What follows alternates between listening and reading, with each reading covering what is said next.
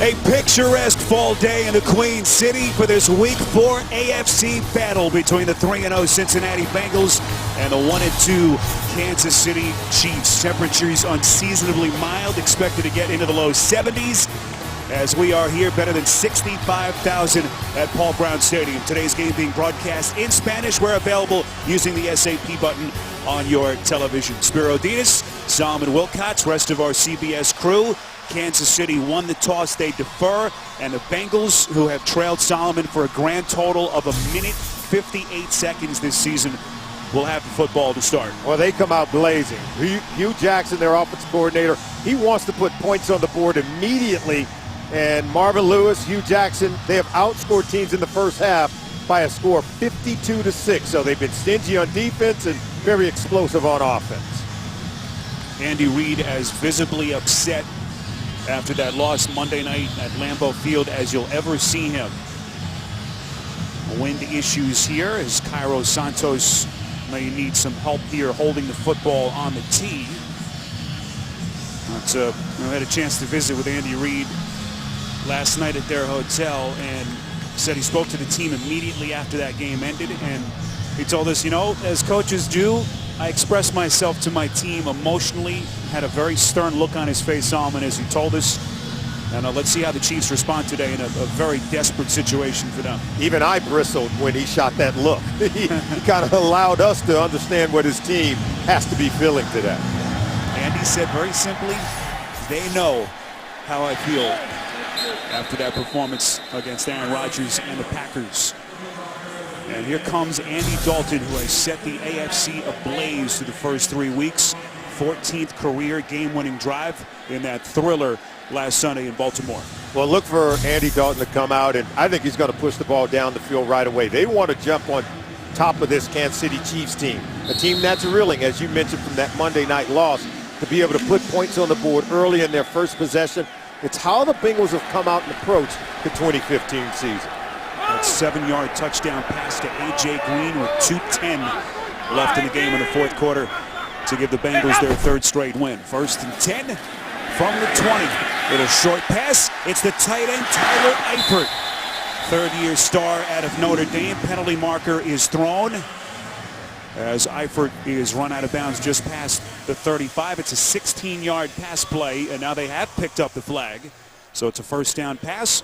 Dalton to Eifert. And a good start for the Cincinnati offense. Bengals last Sunday, 458 yards of total offense, a season high. 1st and 10 from just outside that 35. Quick drop, quick strike. This is A.J. Green.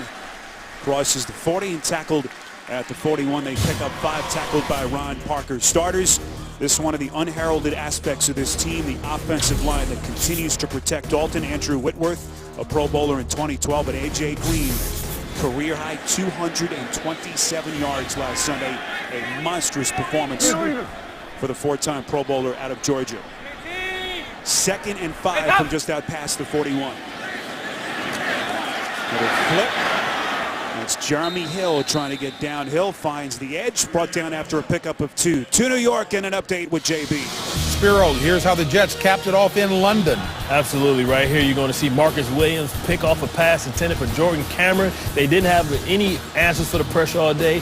Jets win 27-14 in London. 3 straight losses for Miami. All right, back to Spiro and Solomon. All right, JB, is one-sided the game, as certainly Jets fans were hoping for, and the struggles for Miami continue 4 weeks into the season. 3rd and 2 here for Dalton, who'll work from the gun. Low snap. Dalton finally picks it up off the turf, takes a shot, has Green off a broken play deep inside Kansas City territory. Forced out of bounds by Hussein Abdullah as Green burns him for 36. Well, they're not able to disrupt the release of A.J. Green. You're going to see him right here, and then watch this throw. It's thrown to an area where they cannot keep A.J. Green from getting to the ball. He lines up in the slot, plenty of space to fade toward the sideline as he's able to come away with that grab. How about Andy Dalton picking up that ball off the carpet, still making that laser-like throw? That's playing with the confidence we talked about. It's been that kind of season so far for Andy Dalton. And what a play by A.J. Green, the AFC's Offensive Player of the Week. And now it looks like Cincinnati will have to burn a timeout. Dalton saw something that he didn't like. What about defensive starters for Andy Reid and the Chiefs? A maligned group that was supposed to be a strength for this team. Dontari Poe, slow return from the offseason back surgery to repair that herniated disc. Pro Bowler each of the last 2 years, makes his first start. Derek Johnson last week became Kansas City's all-time leading tackler. What a career he has had. And Sean Smith back from his 3-game suspension stemming from that DUI arrest in the offseason. They do lose Phillip Gaines to the ACL tear. And as you see, Bob Sutton, their defensive coordinator, Solomon, they've given up 30 points in each of the last 2 games. And he has to be concerned about a secondary that's given up a league-high 10 touchdown passes in their first 3 games. Dalton, till this point, 3 of 3 for 58 yards. A drive that started at their own 20. Again, targets Green. Ducks inside the 15, close to the 10. Tackled on the play by Ron Parker. They pick up 9 more. And the Bengals are on the move, and this Kansas City Chiefs defense got to put up a fight, come away with a stop. Offense that has picked up right where it left off in that thrilling victory in Baltimore last weekend. Second and a short one. They line up just outside the 10. 6th play of the drive. They again began at their own 20.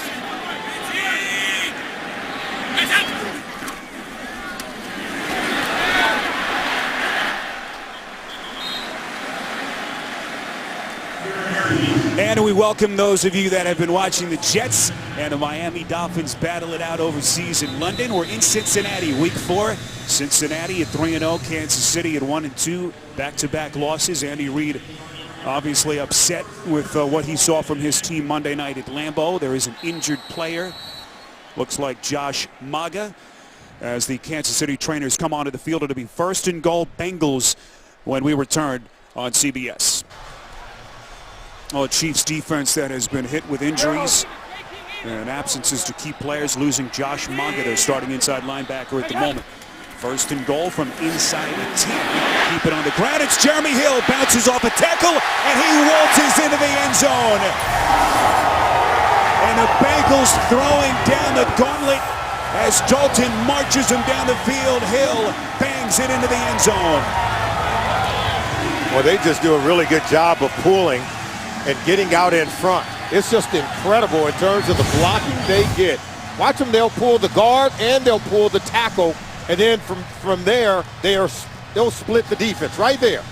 And they're able to get to the second level, one-on-one. Jeremy Hill breaks the tackle and finds the end zone. That was just too easy. Cincinnati Bengals offensive line is really good. And what about the talented weapons surrounding Andy Dalton? 12th career touchdown for Jeremy Hill, and his 3rd already this season. Point after from Mike Nugent is good as Cincinnati marches 80 yards, 7 plays in 3 minutes and 27 seconds. Dalton off a drop snap, hits Green for the 36-yard catch and run. And then the touchdown from Jeremy Hill, getting the Bengals on the board early. The NFL on CBS is sponsored by Southwest Airlines. Book your low fare now at southwest.com. Domino's. Order online at domino's.com. And by FanDuel, the leader in one-week fantasy football.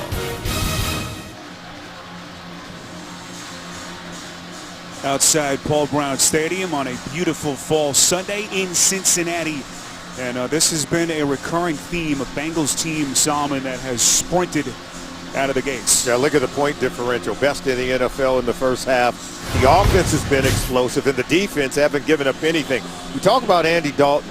He's been playing at a high level. Great deal of confidence. You can see he was 4 for 4 on that drive. And you can see what he did in the 4th quarter against the Baltimore Ravens.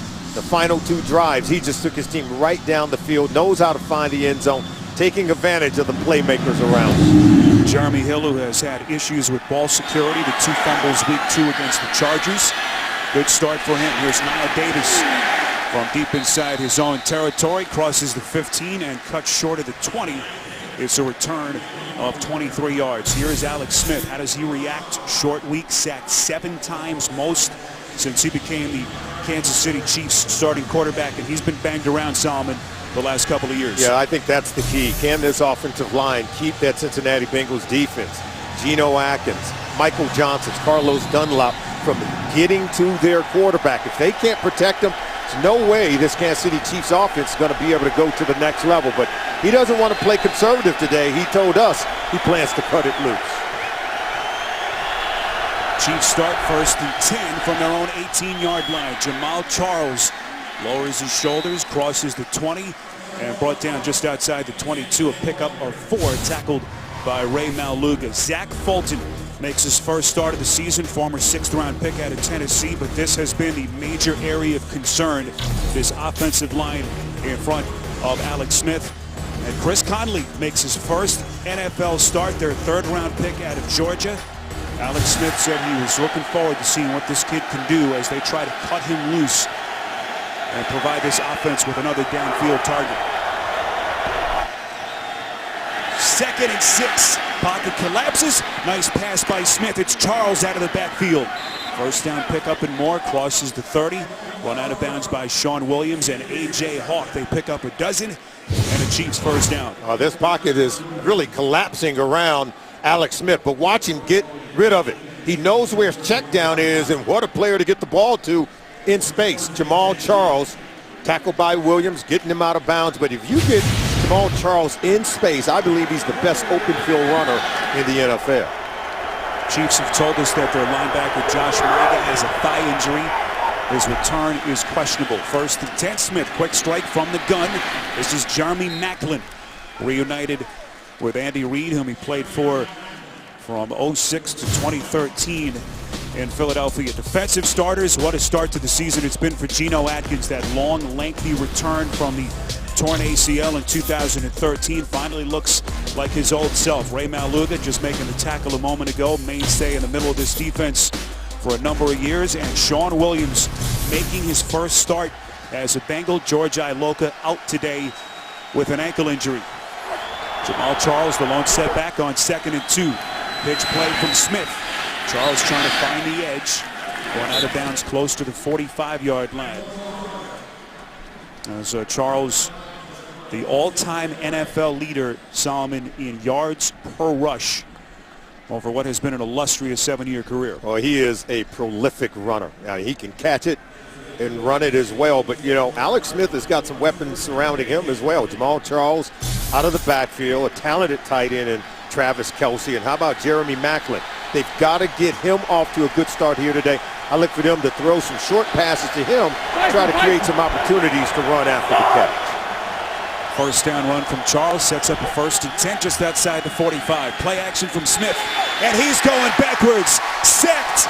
Michael Johnson coming with the heat.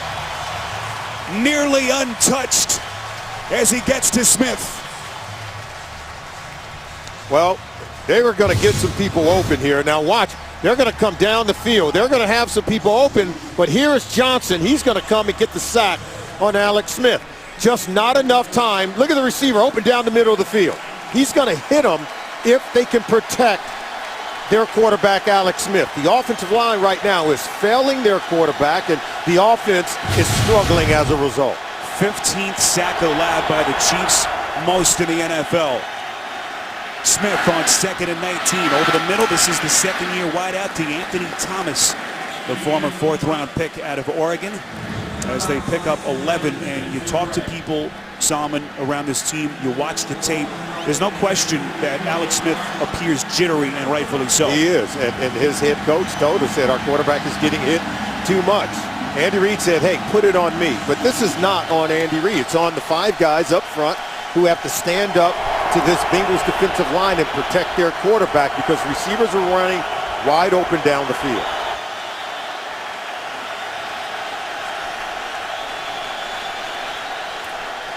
Where does Smith go here on 3rd and 8? Pocket collapses. Smith on the run. Hit on the release. Completes. Inside that Cincinnati 40. It's Maclin for his 2nd catch. first down. What a play by Smith as they pick up 15 as Macklin join with that defense. Hey, he's talking to Dre Kirkpatrick, and they've got to be able to play. Now, take a look at this. Geno Atkins pushing the pocket, and then you see Michael Johnson coming around, and that's when Alex Smith does a really good job buying some time and then able to get the ball out. He's able to buy some time and find Macklin on that completion. So he was able to really buy some time and be able to make a play offensively.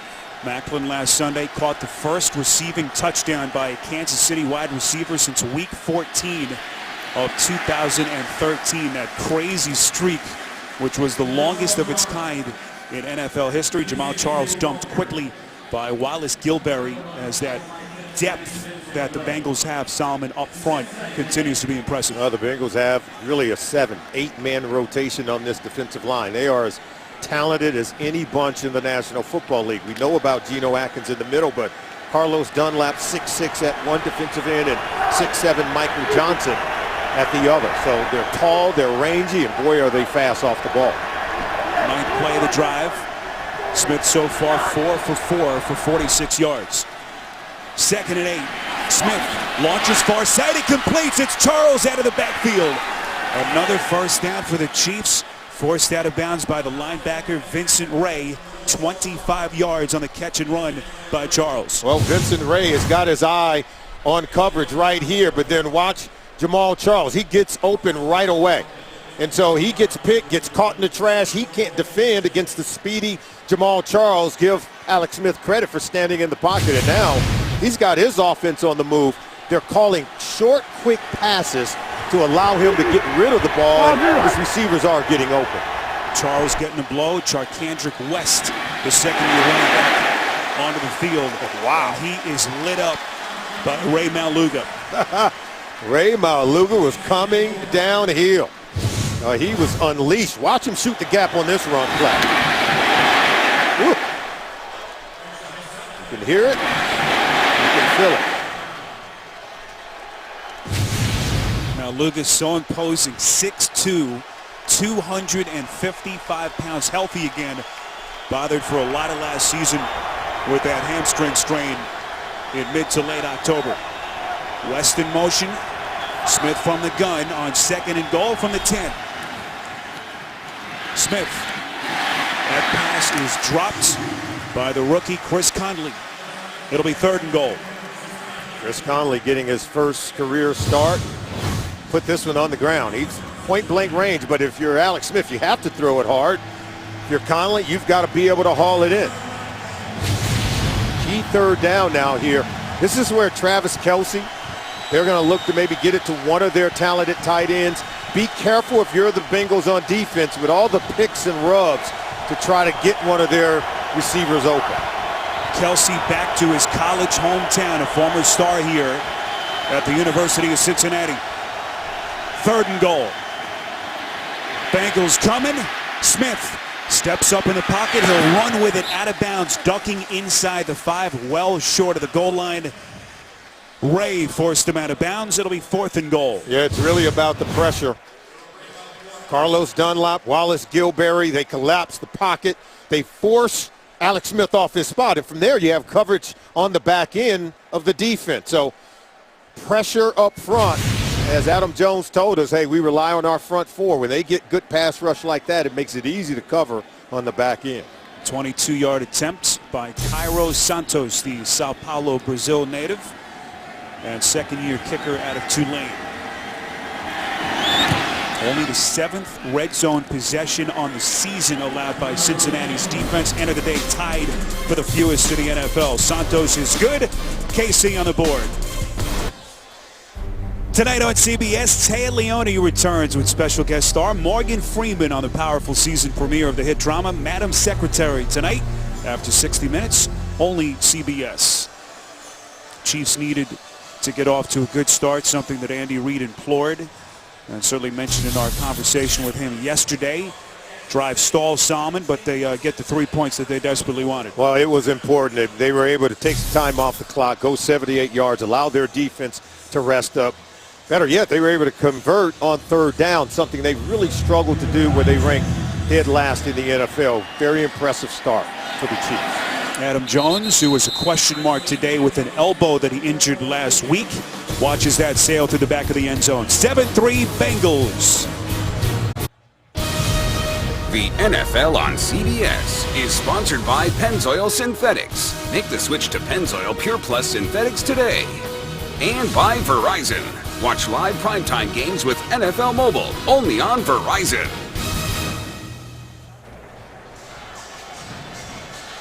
$65,000 plus here at Paul Brown Stadium in Cincinnati. 7-3 Bengals. As Andy Dalton and this offense onto the field for the second time. First down strike, and it has been A.J. Green doing the bulk of the damage. Had a 36-yard catch and run on their first drive. That time picks up 12 and a Cincinnati first down. How about Andy Dalton? He talked about it. Yes, he's more vocal during the 2015 season. He said he had to really push himself. It's his way of doing it to become a better leader for this football team. And I don't know a better way to make sure that things get done the right way around you than being more vocal and demanding excellence in practice and in games. Bunch formation set for the Bengals on 1st and 10. Quick slant over the middle. It's Green again. Interesting formation as they try to free up some space for A.J. Green. They pick up 9. He's working against the rookie Marcus Peters. Now, Peters can't jam him at the line of scrimmage. Look at the strength of A.J. Green. He's got that long, lean frame, but don't be fooled. He's stronger than you think. His ability to win at the line of scrimmage and get into the secondary, he's making plays. I know he's a little nicked up after taking a hit on that leg. We spoke to Green yesterday, talked about the injuries that he had to deal with last year. Missed parts of 6 games, called his season a disappointment. Downhill running from Jeremy Hill inside Kansas City territory. His forward momentum took him to the 49, maybe the 48. 10 more yards and a Cincinnati first down. Watch the left guard, Clint Bowling and Andrew Whitworth. Look at them. Both of them coming right downhill to kick out. Now, I'm going to tell you right now, it's fun running behind big guys like that. Look at them get to the next level. Peter's able to get to the legs of Jeremy Hill, but when their blocking is that good, Bowling and Andrew Whitworth, they're grinding them out and creating space for the runners here in Cincinnati. You see the numbers from Jeremy Hill, had the early rushing touchdown to get the Bengals on the board. Blitzer picked up at the last moment. Dalton throwing across his body, has his man. It's Rex Burkhead, who has run out of bounds, had a lot of open real estate in front of him. They pick up 27 and another first down.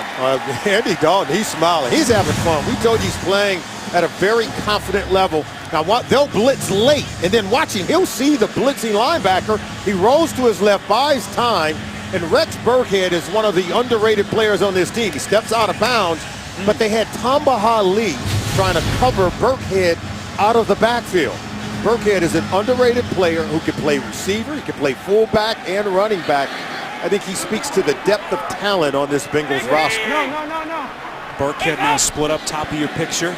Dalton 7 for 7. This is 1st and 10. Nowhere to throw, just ducks back close to the 20. May have picked up a half yard on the play. As Dalton, Solomon surgical yet again, yet to throw an incompletion. And well, let's face it, he's been an easy target, the postseason shortcomings, but clearly Dalton has done something right, leading this franchise to the postseason his first 4 years. No doubt about it, and won an average of 10 games or more each year. He's been the starter. Came in after a lockout in 2011, and he just continued, I think, to get better each and every year. This Cincinnati team, they know what they have in Andy Dalton.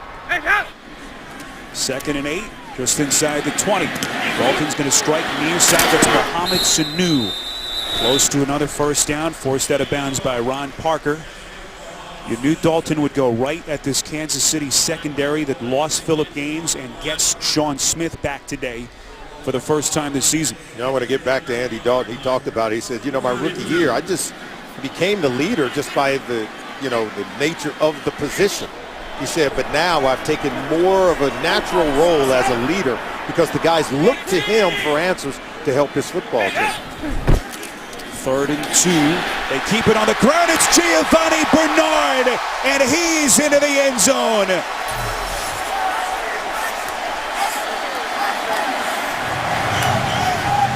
Now, this is just amazing. They go off that right side. Kevin Zeitler, Andre Smith. And this just makes it easy to play offense when you can run the ball like this. This Bengals offensive line is really what's making this go. Look, they'll just come right here. Take a look on that right side, and this is easy. The right tackle and the right guard just blow a gaping hole in the left side of that Kansas City Chiefs defense. That's too easy. No questions this week of who is Cincinnati's lead running back. Is it Jeremy Hill, who's had the fumbling issues? Is it Bernard? I don't think Marvin Lewis or this staff cares at this point if they're going to get this kind of production. First it was Hill, and now Giovanni Bernard busting it in, his first rushing touchdown of the season. On Tuesday night, Carlos Dunlap hosted a spa evening for several breast cancer patients and survivors. Each guest had their choice between massages, pedicures, and facials at Mitchell's Salon and Spa. Carlos opted for the pedicure. Dunlap lost a great aunt to breast cancer. It is a cause very near to his heart. The women were also invited to today's game and recognized on the field during pregame ceremonies. You can join the fight against breast cancer. Learn more about a crucial catch day, I should say, October the 13th, and find out how you can help make a crucial catch at NFL.com/pink. You love the contributions made by Carlos Dunlap. He's making a lot of contributions on the football field as well. Dunlap had the early push for that Cincinnati defense that has looked so impressive. 14-3 Bengals. This is Niall Davis desperately trying to get to the 20. Alex Smith, a lot more the same, under pressure so far in this first half. Yeah, he's been hit, hurried, and harassed by the Cincinnati Bengals defense. The tall, rangy defensive line. Michael Johnson coming away with the early sack, and they're making sure that he's having to run for his life, scrambling to find someone down the field to throw the ball to. And Andy Reid doesn't like the fact that his quarterback has, been sacked, been hurried, and knocked down, and really struggling to get this offense going. We're able to get 3 points out of that first possession and looking for more here on their second. Charles, the lone setback. 1st and 10 from the 20. Quick strike over the middle. It's Macklin. Macklin's got plenty of real estate inside Cincinnati territory. Finally run out of bounds by Dre Kirkpatrick. We'll see where the officials spot the football. An enormous catch and run. Smith to Macklin. They pick up 44. Well, it's really about just a speed cut by Macklin, because I want you to watch the safety here. That's Reggie Nelson. And then, look, he's coming across the face of the safety. And if you can get across the face of the safety with this kind of speed, look at that. Runs right by Nelson. The speed of Jeremy Macklin turns it into even more yards after the catch. Macklin, a former star at Missouri at the collegiate level, St. Louis native, back in his home state with his hometown team, trying to get them a huge road win. 14-3, Bengals have to burn a timeout. You're watching the NFL on CBS. Week 4 continues later today on Fox, and then tonight, Sunday Night Football on NBC. You can tune in tomorrow. Monday Night Football on ESPN features the Lions and the Seahawks. Spiro Ditas, Solomon Wilcots, rest of our CBS crew. A lot of chunk plays so far in this first half. I believe if Andy Reid's offensive line can hold up and protect Alex Smith, we could have ourselves a shootout here today. Too many offensive weapons, I think, for both teams to keep the score down. Yeah. Smith till this point, 6 of 7 for $115. Where does he go here on 1st and 10? Fakes right over the middle, completes. First catch for the number 2 tight end, the rookie out of Illinois State. That's James O'Shaughnessy, a pickup of 8. If they can protect Alex Smith, it's a different situation. A guy who's had plenty of success after his career renaissance a couple of years. End of the first quarter, 14-3. Bengals will return to Cincinnati after these messages. You're watching the NFL on CBS, home of Super Bowl 50.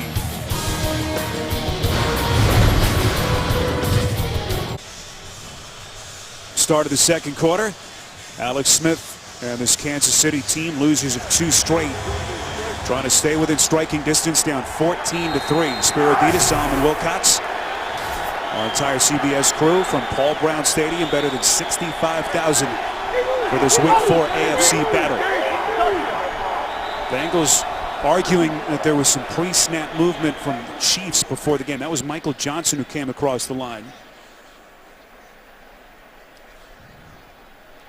And what will be the call here to start the quarter? Our referee is Ron Torbert.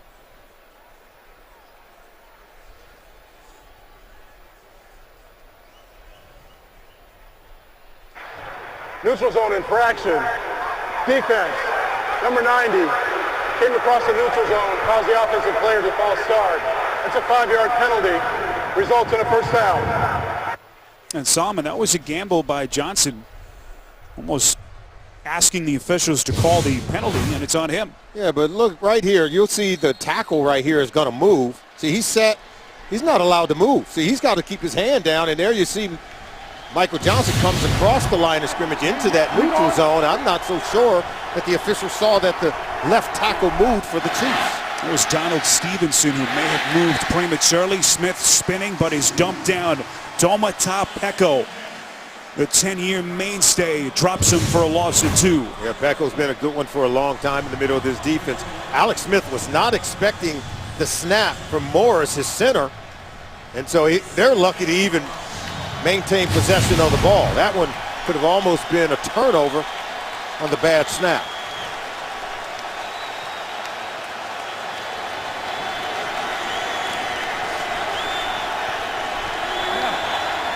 Smith works from the gun on 2nd and 12. Smith goes through his progressions. Low pass is caught. Shoestring catch by Charles, who gets just short of the 20. They pick up 5, and Smith once again lit up. Really lost his helmet. Yeah, he gets hit here by Michael Johnson. Watch this. And every time he goes down, he's going down hard in this game. As you mentioned, chin strap going across his face. Johnson getting the lick on the quarterback. This is something Andy Reid did not want to see. Now they're approaching 3rd down. This is where Travis Kelce has come in real big, but they love the bubble screens as well for the Kansas City Chiefs. Chiefs dead last in the NFL in 3rd down conversions, as you saw. 3rd and 7 from the 20. Play whistle dead. It appeared that the Chiefs signaled for time before the ball was snapped. First charge timeout of the half, Kansas City. Alex Smith will talk it over with Andy Reid. Marvin Lewis pleased with his defense early in the second. Your weekend starts with an AFC South showdown when the Indianapolis Colts take on the Houston Texans in Houston. It'll be Thursday Night Football on CBS and NFL Network. Andre Johnson returning to Houston, a prolific career, rewrote their record books for a wide receiver. What a moment that'll be for Johnson. Andrew Luck, we are told, Solomon, inactive today. Well, you talk about quarterbacks taking a punishment. No quarterback has been hit more this year than Andrew Luck. Alex Smith knows what that's like. He needs better protection from his offensive line here today in Cincinnati. Critical 3rd and 7 from the 20.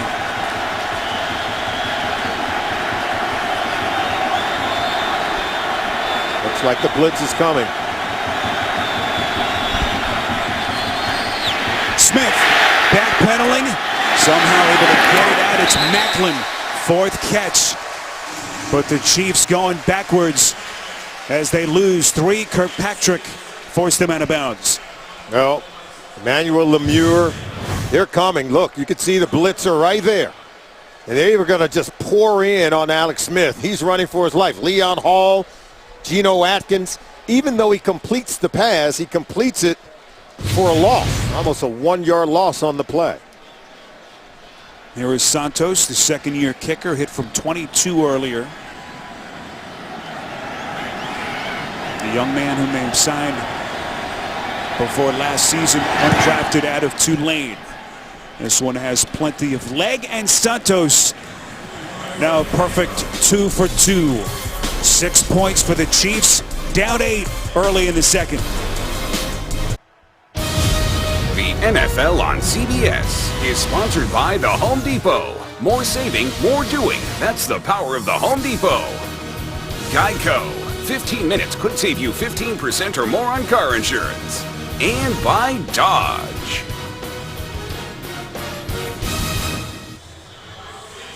Replay every game of the 2015 season on demand with NFL Game Pass. Go to NFL.com/Game Pass and start your free trial today. What a day in Cincinnati. Temperatures in the low 70s in this beautiful early October fall afternoon. 14-6 early stages of this second quarter. Jairo Santos, field goals of 40 and 22 yards. The only points that Kansas City has to show for itself. Here's Adam Jones. Creaky elbow and all, takes a hard smack just short of the 20. Both offenses have moved the football. The difference, as you pointed out, Cincinnati scoring touchdowns, Kansas City kicking field goals. Yeah, and both quarterbacks coming out playing well. One is perfect in Andy Dalton, 8 for 8. How about 9 for 10 for Alex Smith? So they're moving the ball, except for, you know, the Cincinnati Bengals. With that running game, they're able to hit pay dirt inside the red zone, where the Kansas City Chiefs have had to settle for field goals on both possessions. Big numbers from the two marquee receivers, as you saw Macklin and Green till this point. On formation set, Giovanni Bernard, who has started to get some extended work the last couple of weeks. Jeremy Hill's fumbling issues, penalty markers come in from multiple directions.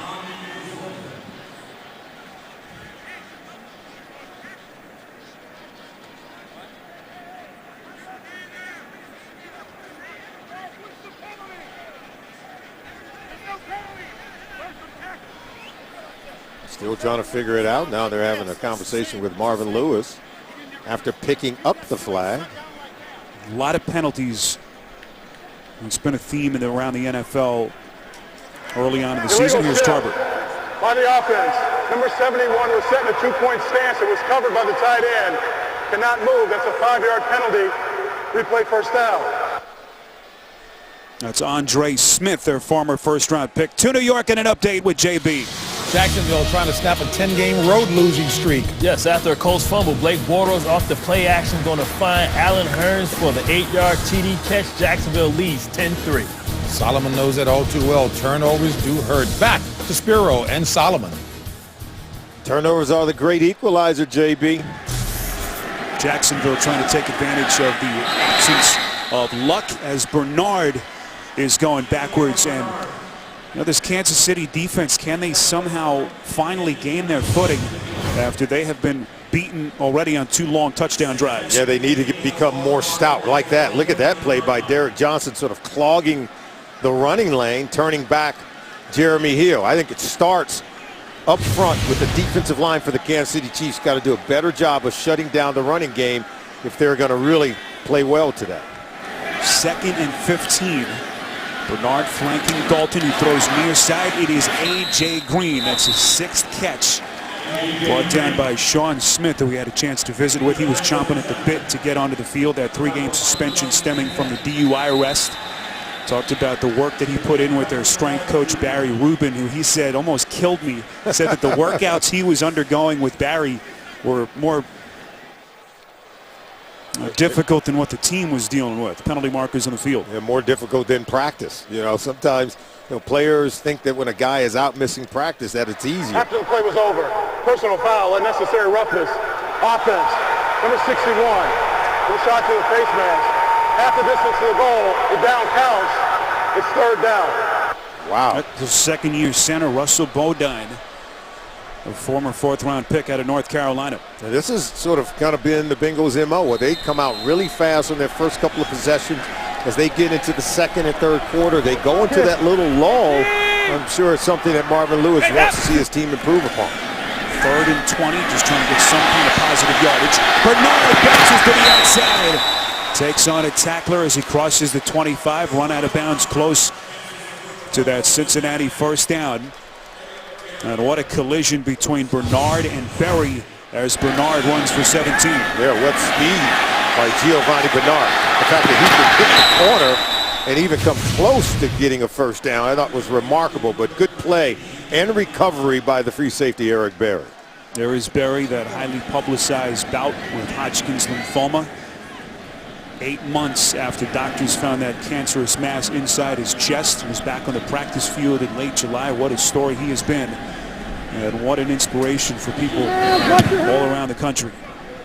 Kevin Huber, their 7th-year punter. And DeAnthony Thomas is going to watch it take a long Cincinnati bounce inside the KC 10. 67-yard punt from Huber. You're watching the NFL on CBS. All each season, the Bengals partner with Cincinnati Children's Hospital Medical Center to host 4 champion kids and their families at Friday practices throughout the season. Logan Schneider, 13 years of age, and after 3.5 years of treatment for acute lymphoblastic leukemia, he's now in remission. He loves to play soccer and video games. Logan had a chance to meet the players, and Coach Marvin Lewis also invited him to break the huddle at the end of Friday practice. What a story. And speaking of inspirations, that young man, a shining light for a lot of youngsters fighting that illness all over the world. I was there for that Friday's practice. The players got a kick out of it too. And you could just see that kid just was beaming with happiness and pride to be able to join the players out on the practice field. Well, Bengals, if you've just joined us, sprinted out of the gate. 2 long touchdown drives of 80 yards. Kansas City, a couple of field goals from Cairo Santos. Where is this Kansas City team here in week 4? A lot of people felt like they would be a contender in the AFC. Certainly didn't appear that way Monday night in Green Bay. How do they react today in a very tough environment against this red-hot Cincinnati team? DeAnthony Thomas tripped up just at the 10-yard line. And I feel like a lot of the experts, Solomon, are asking those questions about this Chiefs team. Yeah, I think you have to go back to that Thursday night game, week 2, all of the excitement at Arrowhead Stadium that night for Andy Reid's team. And then they lost in that Thursday night game. And they lost in a horrific fashion when Jamal Charles fumbled. The ball was scooped up and scored by the Denver Broncos. They still haven't beaten the Broncos in the 4 years, now 5th season that Peyton Manning has been there. And I thought there was a little hangover that carried into the week 3 contest against Green Bay. 2nd and 7. Smith to Macklin, who's dumped down immediately after the catch. Back to New York. An update with JB and Bart. Talk about hurting yourself, Bart. Yeah, man, we call this friendly fire. Foster gets the ball knocked out by his own lineman. Desmond Trufant takes it in 24 yards. Atlanta all over Houston, 21-zip. Wow, Spiro Solomon, that doesn't look good. Oh, that Atlanta Falcons team red hot under Dan Quinn. Atlanta, one of 7 remaining undefeated teams, along with Cincinnati after 3 weeks. 3rd and 6 from just outside the 11. Smith finds Charles out of the backfield. Charles getting to the first down marker. What a nifty run by Charles, the 7th-year runner out of Texas. First down on the catch and run. Hall forced him out. Oh, Andy Reid knows that his quarterback's going to be under pressure. You can see right here. They're under pressure. They get Chris Carter to the quarterback, but then they sneak Jamal Charles out clear to the other side behind the blitzing linebacker, Chris Carter. So you can see Andy Reid designing plays, knowing that the pressure is going to get to Alex Smith, but allowing him to have a quick release to get the ball out of his hands into the hand of his playmakers to create a first down. Smith now 11 of 12 for 134 yards. Smith's going to take a shot down the field. He's got Macklin, who takes a hard hit from the safety, Reggie Nelson. But not before Macklin picks up a first down and a pickup of 20. Oh, watch this. He closes in, sends him back the other way. But you have to give Macklin credit. He's running into the teeth of that defense, making catches for his coach and for his quarterback. Reggie Nelson makes him pay for it. Quick snap. Penalty markers whistle the play dead. It appears as though Marvin Lewis has thrown out the red challenge flag. Right.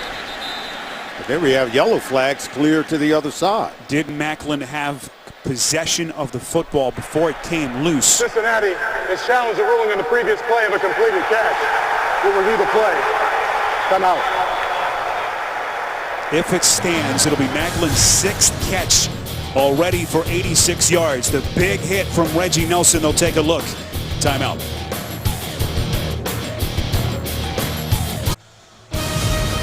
The NFL on CBS is sponsored by DirecTV. If you call yourself a sports fan, you gotta get DirecTV.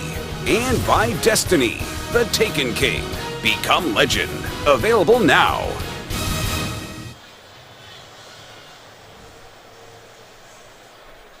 still awaiting the final call here from our referee, Ron Tarbert. Call in the field is a catch from Jeremy Maclin.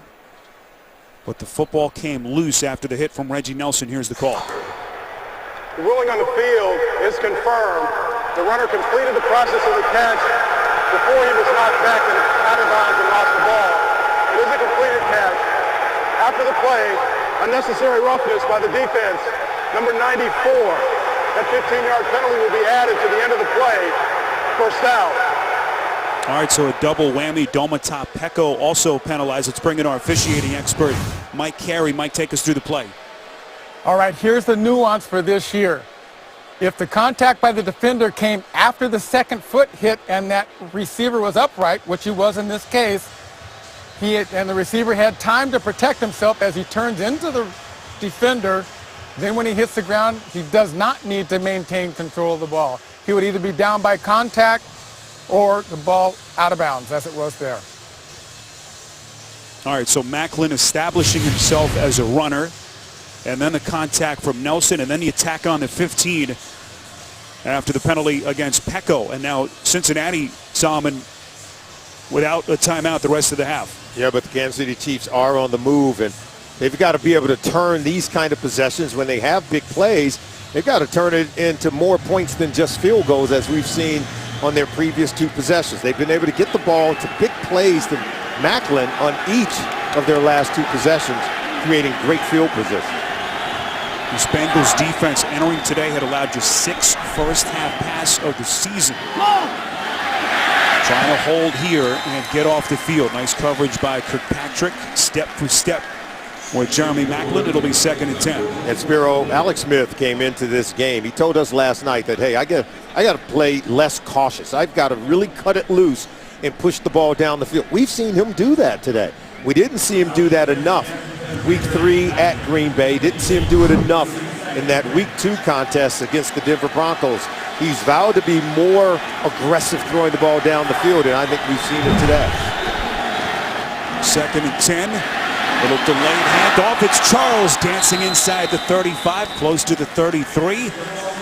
And this Kansas City offense in business. Charles, a 13-yard run, picks up a first down. Oh, take a look at this.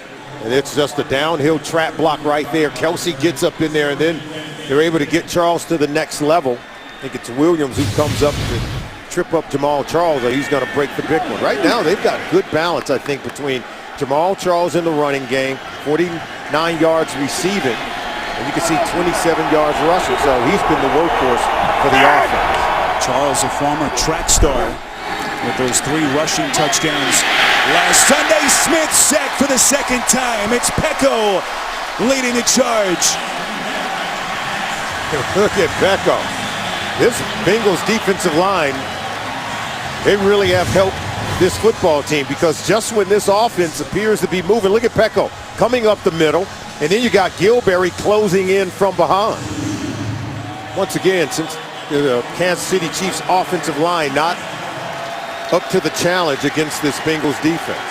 2nd sack today for Peko, and the 3rd for the Cincinnati defense. Told you before the game, Smith sacked more times than any other quarterback in the NFL this season. Smith strikes over the middle, finds the tight end, Kelsey, inside the 35, tackled at the 34, as they pick up 9 here.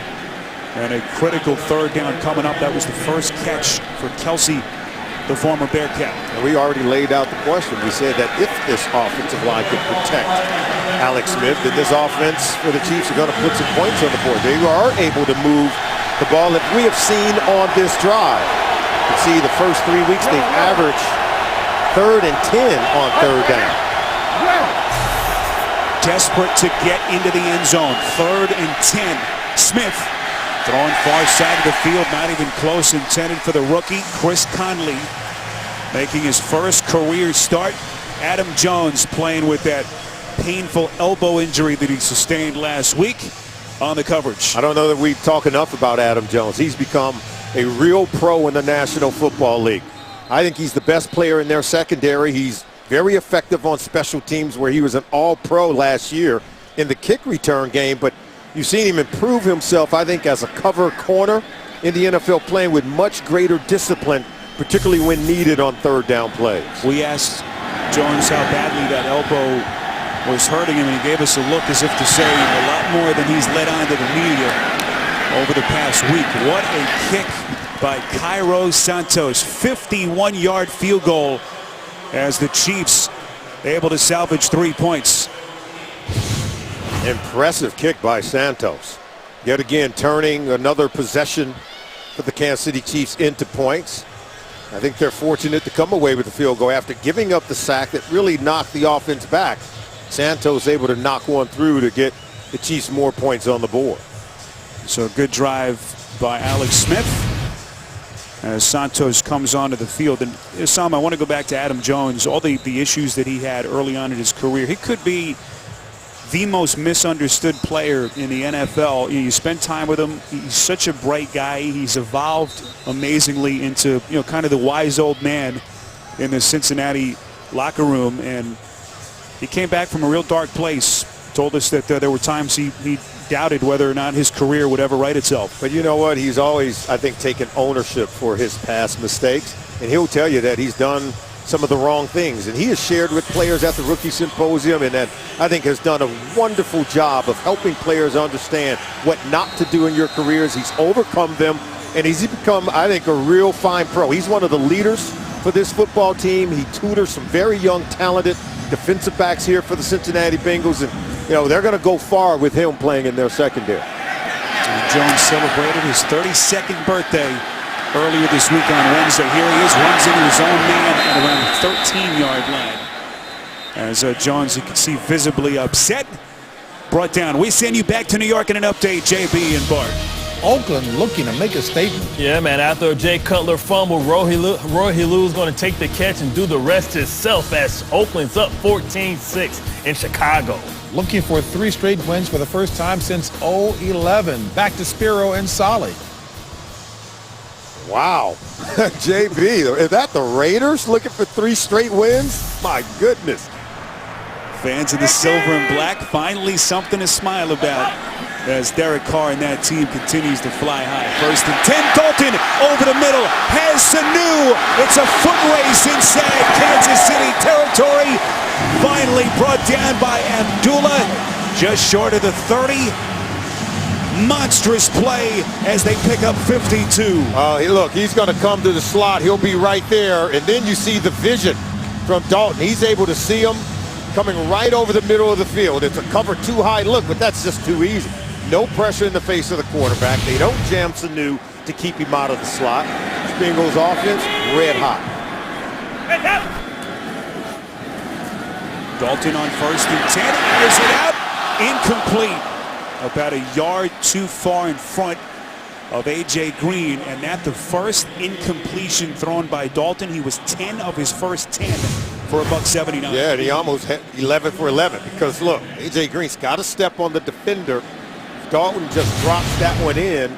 We talked about it at the beginning of the game. His accuracy on the long ball, I think that's one of the areas where he's most improved in 2015. Dalton this time works from the gun. This is Jeremy Hill on 2nd and 10. Hill bounces inside the 30. A young man who was a revelation that 9-week stretch last season. Had 4 games, saw him of 140 or more rushing yards, but it's been a slower start for him. Did have that early touchdown rush in the 1st quarter. It's just too many weapons. I mean, who do you get the ball to? And remember, he's got most of his yards last year behind Ryan Hewitt, their H-back. So when they run 21 personnel, you're going to see Jeremy Hill in there with 11 personnel like what you have now. With 3 wide receivers, you're going to get Gio Bernard. An embarrassment of riches for Hugh Jackson. And the Cincinnati offense, back shoulder throw intended for Green is incomplete. Green thought that he was hit before the football arrived. Sean Smith, excellent coverage for the Chiefs. Good coverage by Smith. Look, he competes, contests. Look, hand on him, and you can see A.J. Green almost hauled it in. But I think it's good coverage. I think it was good coverage and a good no call by the officials. Got to let him play. How about the spot that Sean Smith was in today? gets a welcome back from his team, and then they ask him to go out and cover one of the most lethal wide receivers in the NFL in A.J. Green. Here is Mike Nugent. And this one is no good. 44-yard attempt from Nugent. Hitting that right upright. The score remains 14-9 as you take another look.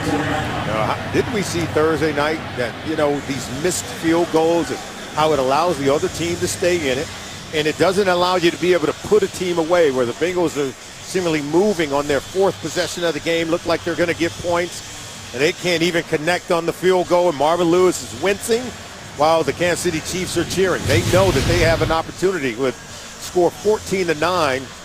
The Chiefs keep just nipping away at the Cincinnati Bengals here in the second quarter.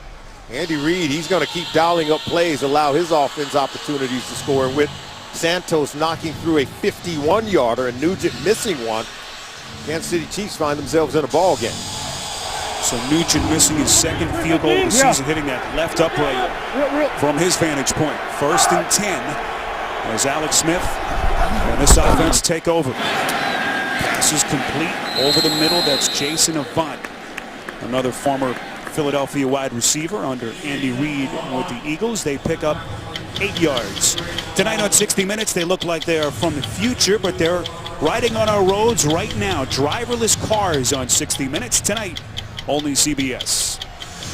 I've driven with you, of course, in the passenger seat. We may have to get you one of those for Christmas. Hey. I'm a safe driver, Solomon.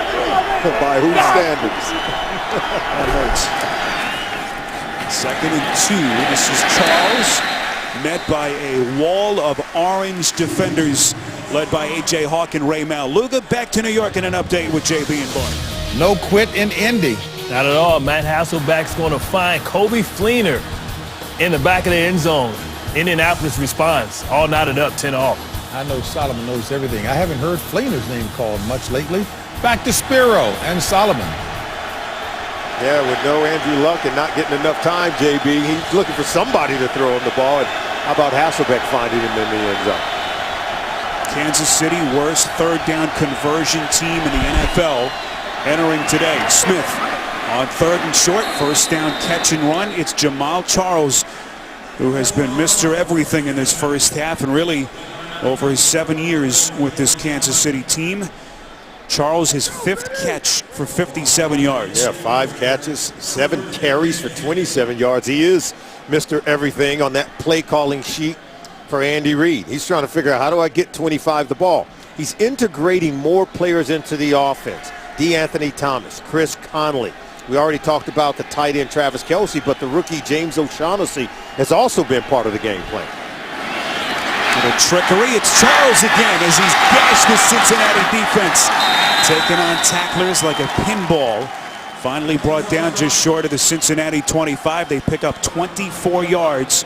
Tackled by Jones. 1st down and more. Off the left side behind Grubbs, number 66. Look at him. They're able to ride him out of there, and then you get Charles to the second level. We told you he's one of the best open field runners in the NFL. He makes Sean Williams a safety miss, and look at him, already over 100 yards from scrimmage early here in the game. Charles, who was so hard on himself after the 2 fumbles cost him that game week 2 against Denver. And what a start for Charles in this first half. 14-9, it's the 2-minute warning on CBS. Well, this has been a major area of weakness for Kansas City since Andy Reid took over. Just 6 points in the last 2 minutes of either half. That is a staggeringly low number. We'll see how they react here. Down 14-9, 2 minutes left before halftime. 1st and 10, only the 2nd catch for Travis Kelce. You see multiple flags come in as Kelce was run out after a pickup of 6. They're going to get him blocking early down the field on that screen play to Travis Kelce against the offense. Pass interference. Offense. Number 19. 10-yard penalty. Replay, 1st down.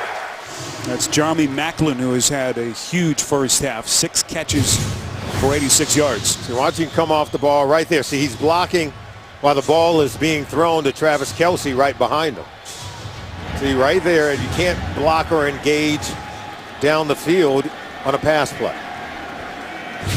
First penalty called in this game against the Chiefs. A team that has been so disciplined, and certainly one of the trademarks of Andy Reid coach teams, something we did not see from them in that Monday night loss at Lambeau Field. First and 20. This is Charkandrick West, who took that hard hit earlier, giving Charles a blow. It'll be second down coming up. Chiefs have 2 timeouts left. So Vincent Ray, a linebacker, number 57, playing so much better for the Cincinnati Bengals. Remember, they're without their leader, Vontaze Burfict, been out for quite some time. And last year, this Bengals team had so many injuries that a lot of guys got a chance to play, got a chance to improve. Vincent Ray is one of those players. Burfict yet to play this season on microfracture surgery in January. Doubts for his future here in Cincinnati. Second and 16 from the 32. This is Charles, finds a seam, and that Kansas City offensive line starting to open up some holes after the struggles that they've had over the first 3+ weeks. Yeah, Vincent Ray was able to make the tackle, but he's playing at the second level of that defense. So you're right, they're starting to leak on that defensive line. The linebackers are having to make one tackle after another, and Jamal Charles is ripping off yards by the chunks. You can see Andy Reid's offense today on third down. It's the best they've looked all season long. And it looks like Andy Reid will take his second timeout as they run the game clock down to 33 seconds. Now, why do you take that timeout? Because he wants to study that play sheet. I think he's done a really good job of calling and setting up plays in this game. When we spoke to him last night, it's like he took everything from that Green Bay game and put it onto himself. Really eased the pressure off of his players. But I think they came away understanding, hey, our coach is going to take one for us. We need to go out and play hard. We need to do better. And I think we've seen a greater effort from Andy Reid's football team today. Keep it here. The Verizon halftime report comes your way momentarily. We'll send you to New York. JB, Tony, Bart Boomer, and Coach Cowher, who are at work early this morning with the London game between the Jets and the Dolphins. Preview Thursday Night Football on the Verizon halftime report coming your way next. Andy Reid also said that it was on him in terms of tweaking the play calling, as you mentioned earlier, Solomon, and he's done that with some of the short underneath throws we've seen from Alex Smith. Where do they go here? And what does Reid dial up? They're first going to take a timeout. That's something now they're going to, all kinds of confusion. Now penalty marker thrown from the back end of that Cincy secondary.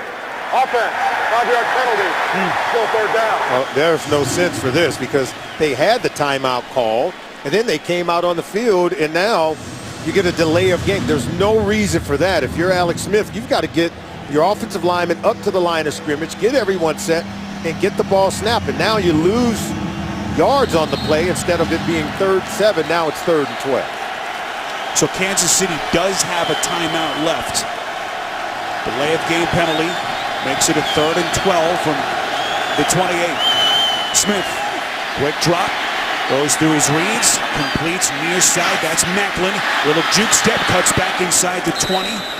Hard hit from Adam Jones.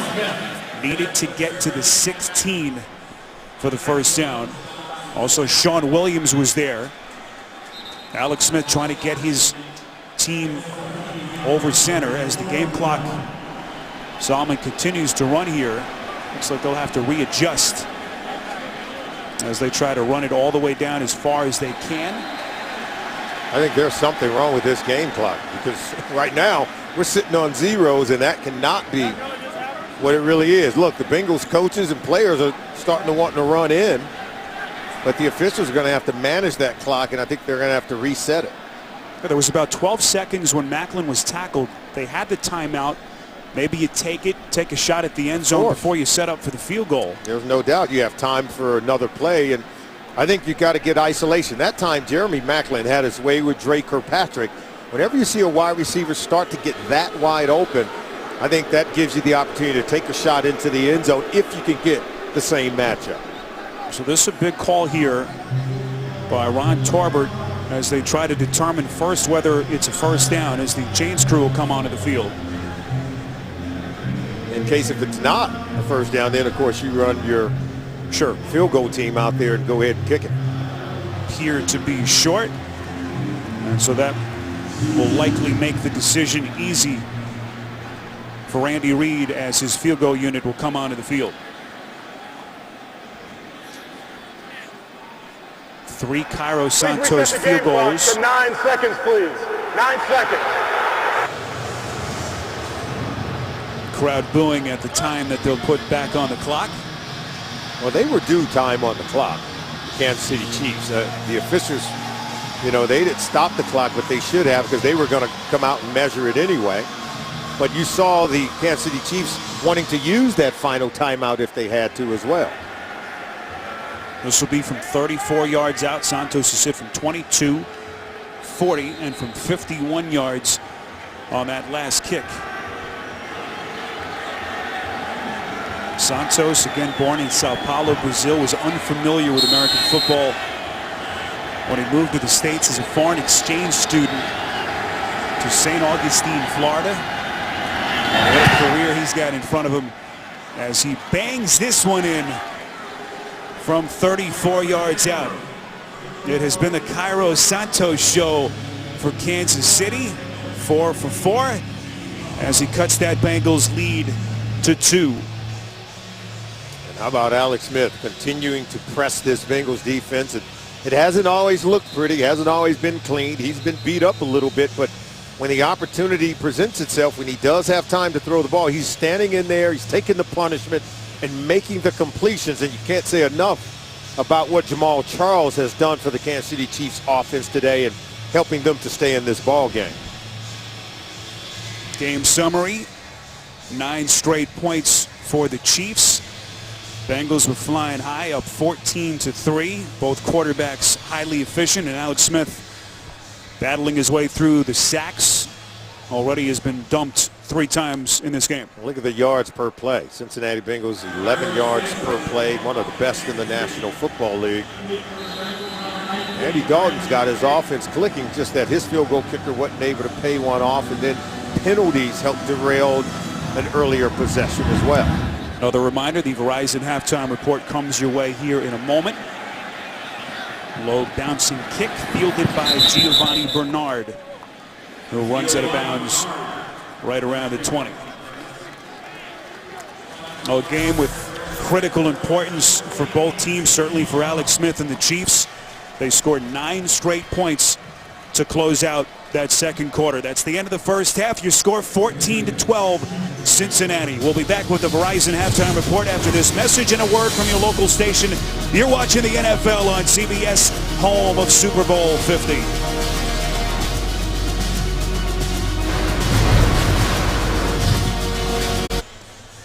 Just about ready for the start of the second half. 14-12 Cincinnati as the Chiefs close out that second quarter with 9 unanswered points. Let's get you our DirecTV Ultimate Picture Cam. This Cincinnati offense was rolling early. Andy Dalton, the handoff to Jeremy Hill, 7-yard touchdown run. As that got the Bengals on the board early, 3rd touchdown rush of the season for Jeremy Hill. Welcome back to the booth. NFL on CBS continues. Spiro Dita, Solomon Wilcots. Kansas City does not get into the end zone. Andy Reid won't be pleased with that, but they're right there after they were down 14-3. Absolutely. Adjustments for the second half. Well, there's no doubt about it. The offense kind of got it going. And I think if you look at the second half, what they need to do is a better job of protecting their quarterback, Alex Smith. They've got to improve the protection. More importantly, if you can protect him, then he's going to be able to get the ball down the field and be able to make some plays. He's already been sacked 3 times in the first half. If you're the Cincinnati Bengals on the defensive side, tighten up coverage and tackling. You've got to be able to corral the running back Jamal Charles, already over 100 yards from scrimmage in the first half. First half highlights. Alex Smith sacked 3 times. More sacks that they have yielded than any team in the NFL, but they responded, didn't they? Yeah, they were able, I think, to get the ball out of the hands quickly of Alex Smith into the hand of his playmakers, whether it's Jamal Charles or Jeremy Maclin. And then how about Andy Dalton? This Cincinnati Bengals offense came out red hot, getting it to their plethora of weapons. A.J. Green, And then, of course, Jeremy Hill in the running game and Giovanni Bernard behind that dominant offensive line. Cincinnati Bengals had a lot of opportunities to score even more points, but Alex Smith has kept this team in it, just chipping away with 4 field goals from Santos. And if you're Dalton, you got to know your work's not done. Almost like last week on the road at M&T Bank Stadium, you're going to have to put more points on the board to come out of here with a win. Short kick is fielded by Anthony Thomas. Runs past the 25, out past the 30. Penalty marker thrown. Thomas inside Cincinnati territory. He's forced out of bounds by the kicker, Mike Nugent. And we'll see if this one is coming back. During the return, holding by the return team, number 57. Half the distance from the spot of the foul. Kansas City's ball, first down. A 70-yard run back from Thomas is coming back. DJ Alexander, the man whistled on the penalty. Yeah, and Alexander knows that, yeah, Wyatt may have helped DeAnthony Thomas get to the next level on that return. That you just got to allow DeAnthony Thomas his speed and quickness to affect special teams. And now they're going to be buried deep inside their own side of the field, right inside the 10-yard line. You saw their special teams coach, Dave Tobe, who has had such a long relationship with Andy Reid, the two men who go back to 1987, both on that coaching staff at UTEP. Under that former head coach there, Bob Stoll. 14-12 as we begin the second half. After the penalty, 1st and 10 from inside their own 10. Play action from Smith, rolls out, throws from just inside his own end zone. And that's one department where Smith has been so good. Hit by Dunlap, but will not make that critical mistake. Did Monday night at Green Bay, not right there. Yeah, but Andy Reid is getting his quarterback out of the pocket where you could do this. The option is to get rid of it and not take the sack. However, can't avoid getting hit from Carlos Dunlap. You could see the first half possessions where they were able to get those 4 field goals. I love the way they were able to possess the ball, convert third down, something they were very poor at coming into today's game.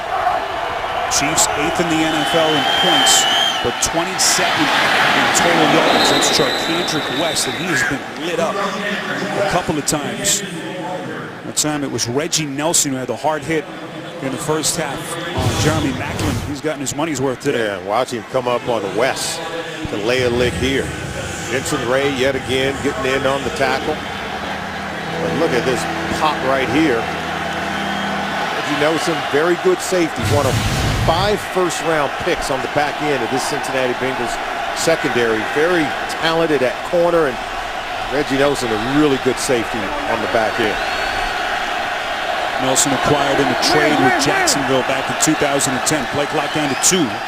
3rd and a short one. Smith from the gun. Gonna run it. Needed to get to the 20. Has the first down as he slides for 2 yards.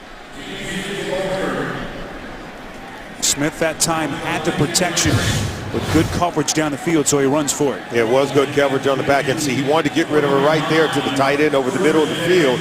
But I love the way that he climbs the pocket. He understood the situation and how many yards he needed to pick up that first down. You go drifting in the pocket, no way you're going to be able to run for it, and you end up taking the sack. So good heads-up play there by Alex Smith. 1st and 10. Chiefs will keep it on the ground. This is West who's dumped down for a loss. Well, Alex Smith has had his detractors some, and the shortcomings that we've seen. Everyone takes the shots that doesn't take enough chances down the field. Career renaissance a couple of years ago, but now they're asking the question, is he part of the solution or part of the problem for Kansas City looking forward? Yeah, I think he's part of the solution. I think the real key is he doesn't turn the football over. He made that one mistake in the game against Green Bay, but mostly he does protect the ball. I think you just got to be able to coach him to be able to take more calculated chances and get the ball down the field to create big plays. 2nd and 11, that pass is batted down at the line of scrimmage. Looked like Michael Johnson got a hand on it. You know, Adam Jones, who we visited with yesterday, had a good point. He talked about how smart and intelligent Alex Smith is as a quarterback, and he said sometimes it works against Alex, overthinks things and outsmarts himself sometimes. We call that paralysis by analysis. You know, he's very bright. Kid scored a 40 on the Wonderlic test coming out at the scouting combine, and so It's very cerebral at that position, and you're right. Sometimes having too much information can really sort of paralyze you and keep you from making big plays. Play clock down to 1. 3rd and 11. Smith sacked again. 4th sack for Cincinnati. It's Carlos Dunlap. Spiro, this is a complete and utter collapse of Andy Reid's offensive line. And he knows it. Look at the quarterback. He'll start ducking. Look at that. They pinch the corners and rush right up the middle. Carlos Dunlap, Geno Atkins, Michael Johnson, they're having a meeting in that backfield, and Alex Smith didn't stand a chance. Dunlap now a sack in each of the last 3 games. He's continued his steady climb towards the top-tier defensive lineman in the NFL. First punt on the day for Dustin Colquitt. He was ranking Tate from just around his own 30. Markers come in at the end of the play as Tate returns it 13 yards. It's a 64-yard punt as it stands from Colquitt.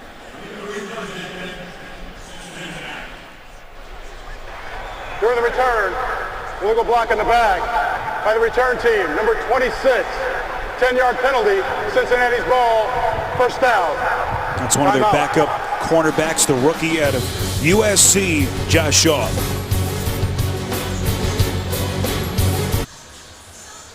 This week on an all-new Late Show, it's Senator John McCain. And Tuesday, Stephen welcomes former President Bill Clinton. Don't miss it, only CBS.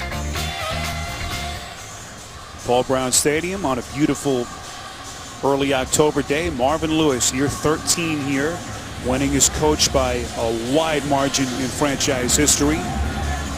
And you look at how they have constructed this franchise. 42 of their 53 players on the roster either drafted or signed as a free agent out of college. That is the most in the NFL, as Marvin has followed that model that they set and established in Green Bay with how the Packers have been built over the years. And Jeremy Hill runs it across the 30. Marker thrown in the backfield at around the 22.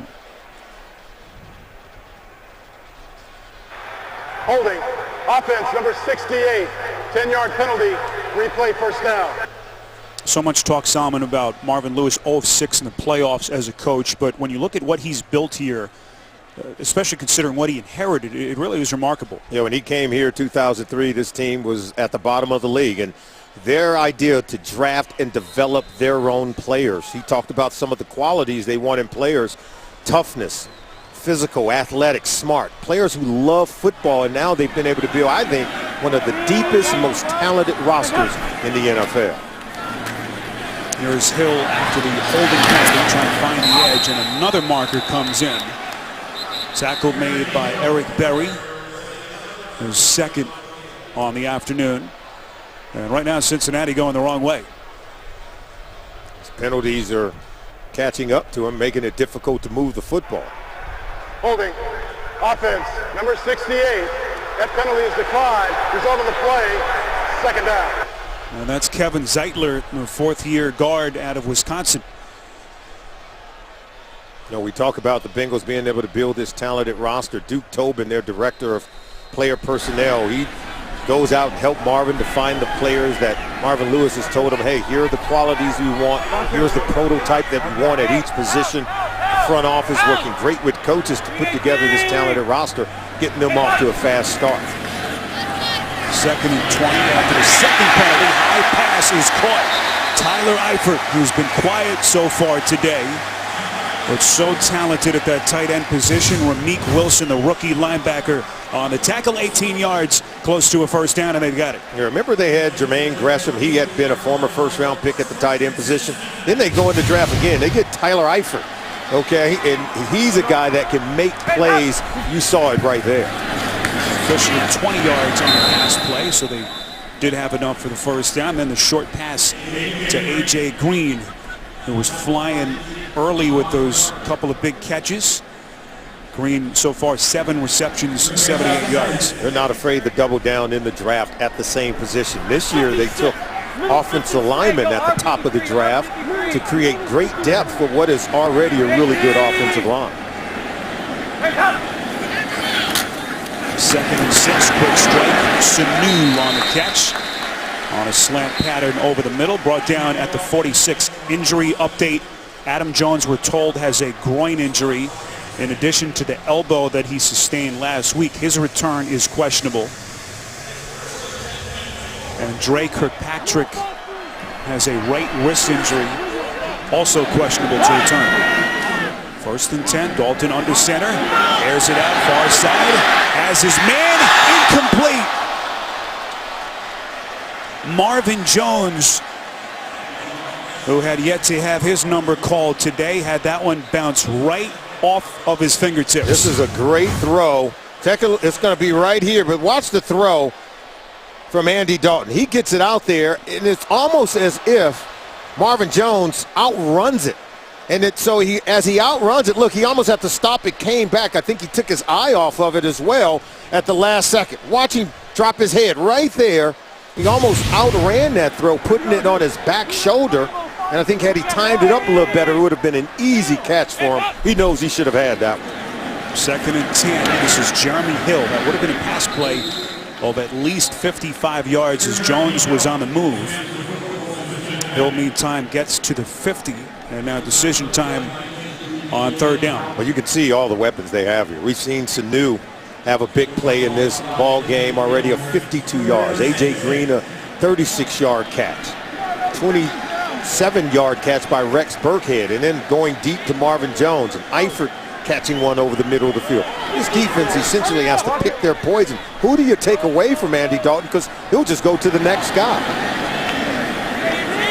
Chiefs showing blitz on 3rd and 6.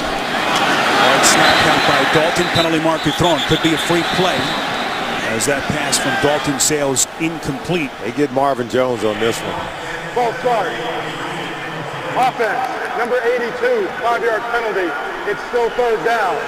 3rd different penalty on this drive alone against the Bengals. And Marvin Jones, he was so excited to come firing off the line of scrimmage. Now, see, he's got to keep coming down the line of scrimmage and then watch him get going forward. Right there. That forward step is the illegal procedure, legal movement by the wide receiver. It's got to be more patient, keeping his head in the game. Bengals on 3rd downs this season, 14th in the NFL. 3rd and 11. In a tough spot here for Dalton from the gun. Rolls up. Going to run. Down the field. Has his man. It's Brandon Tate. Diving catch. And he's into the end zone for the touchdown. A Herculean effort from Brandon Tate. His first reception all season. Wow. 55 yards. And it's a broken play. And Brandon Tate just stays with it. Watch him. He just gets on top of Marcus Peters. Right there, he falls down. They don't touch him. See, Peters doesn't touch him.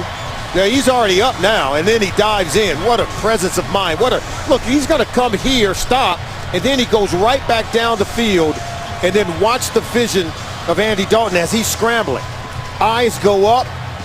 Brandon Tate continues to work, and look at the arm. We said that Dalton had improved his accuracy on the long ball down the field. He works with Tom House in the offseason, and there's the hard work paying off. What a diving catch by Tate. He gets back up and then lunges in for the touchdown. This Cincinnati Bengals offense, loads of weapons. Only the 32nd catch for Brandon Tate in his 4+ seasons as a Bengal.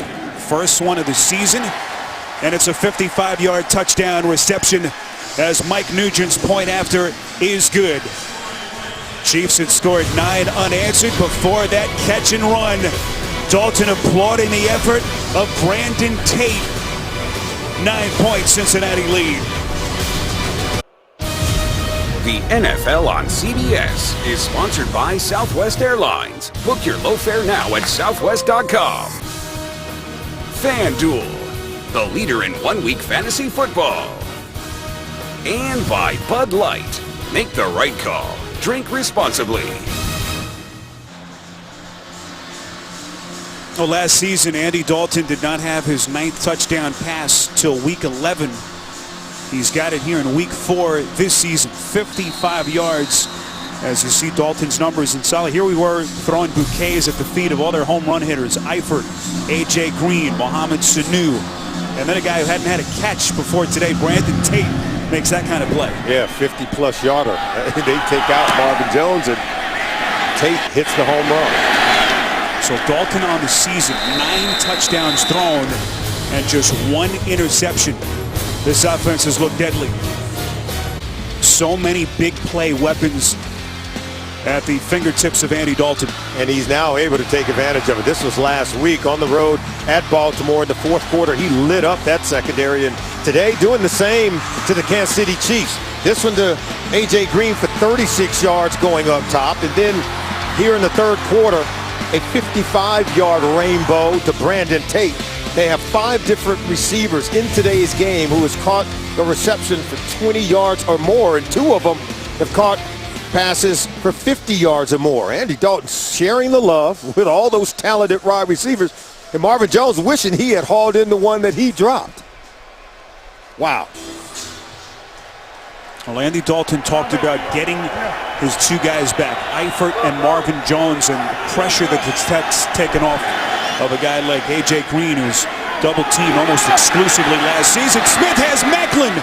Speaking of the big play, inside Cincinnati territory. And how about that response from Alex Smith? 34 yards for the first down. Yeah, they find Darquez Dennard. He's in for Adam Jones. And, you know, quarterbacks, we talked to Alex Smith about this because Aaron Rodgers did it to his defense just the other week. They had young corners in there, and Aaron Rodgers says, you know what, I got to make a play. Sometimes you have to abort the play that's called in the huddle, and you see the matchup you want with Jeremy Macklin, you got to take advantage of it.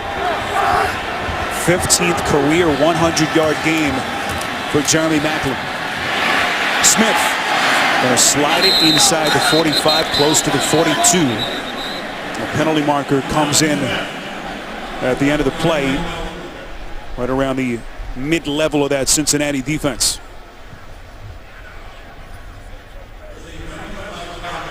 Holding. Defense, number 27. 5-yard penalty added to the end of the run. First down. That's Kirkpatrick, who's dealing with the wrist injury. Back onto the field, but penalized in that situation. You know, Adam Jones has been working with these young corners. We talked about it.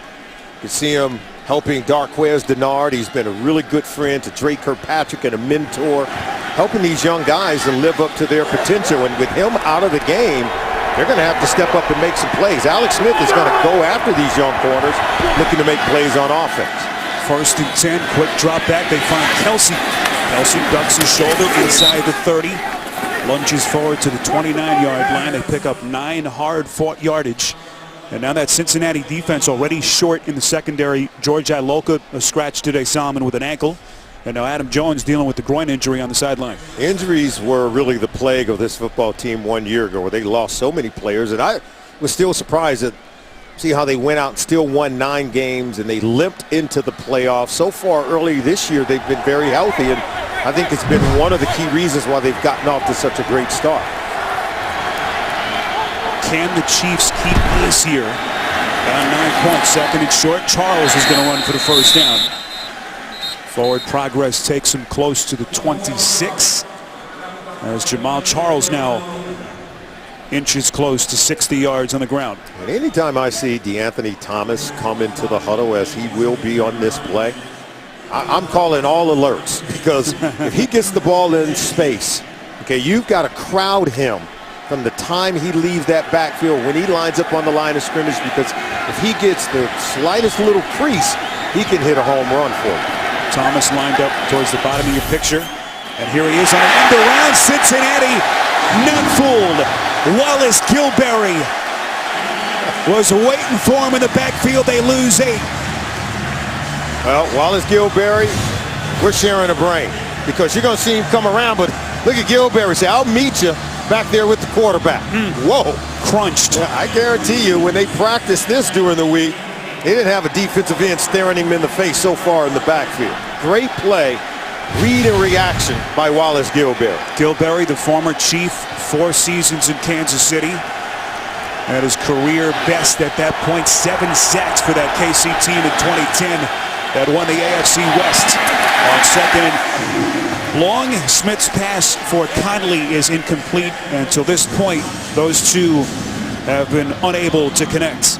Yeah, Carlos Dunlap was coming in, and he got pressure, forced the early throw from Alex Smith. Smith is much more accurate than that play you just saw there, but when you have to throw it early before the receiver can break out of his route, it's going to be hard to connect. Now on third down, let's see if Paul Gunther, the defensive coordinator, will blitz. He'll probably just rush 4 and drop everyone else in coverage. Chiefs have been much better on third down today after really struggling entering this game. Smith's pass on 3rd and 18 completes to Charles. Well short of the first, needed the 17-yard line.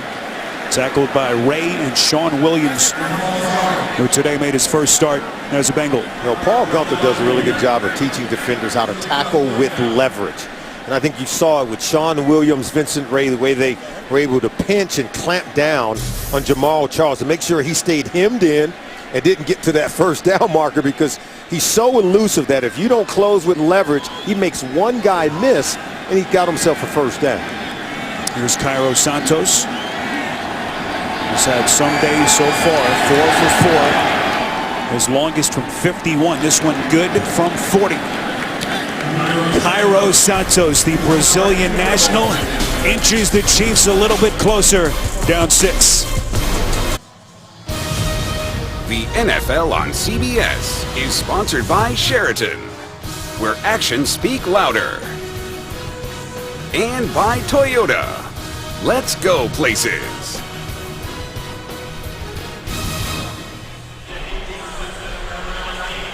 Never miss a moment of football action with the CBS Sports app. Every play, every story, and every highlight right as they happen. Download the CBS Sports app now. Get it at cbssports.com/mobile.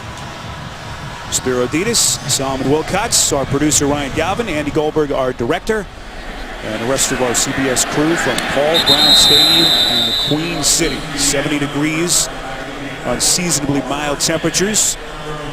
So far, it's been a good one.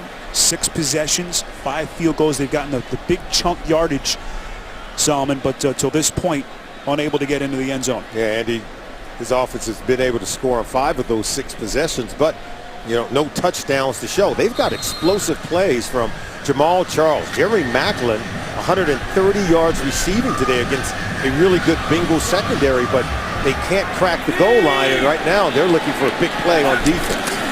1st and 10. Here's Dalton. Finds Marvin Jones, who's been quiet till this point. Bengals 3-0 for a 2nd straight year. Have not been 4-0 to start a season since 2005. 10 years. And so everyone tries to figure out just how good the Cincinnati team is. Well, they're very good. I think they're much improved because of number 14 under center. He is much improved, playing with great confidence. And you talked about his ability to drive the ball down the field with accuracy. He's shown it here today. 2nd and 6. Appeared to be some movement on the Bengals pre-snap. And if it is, this is their 4th penalty of the quarter. Offense, number 71, 5-yard penalty, still 2nd down. It's Andre Smith. Smith was trying to get back in that kick step. If you're working against Justin Houston, you better kick step real quickly and be able to get back. Watch that kick step right there.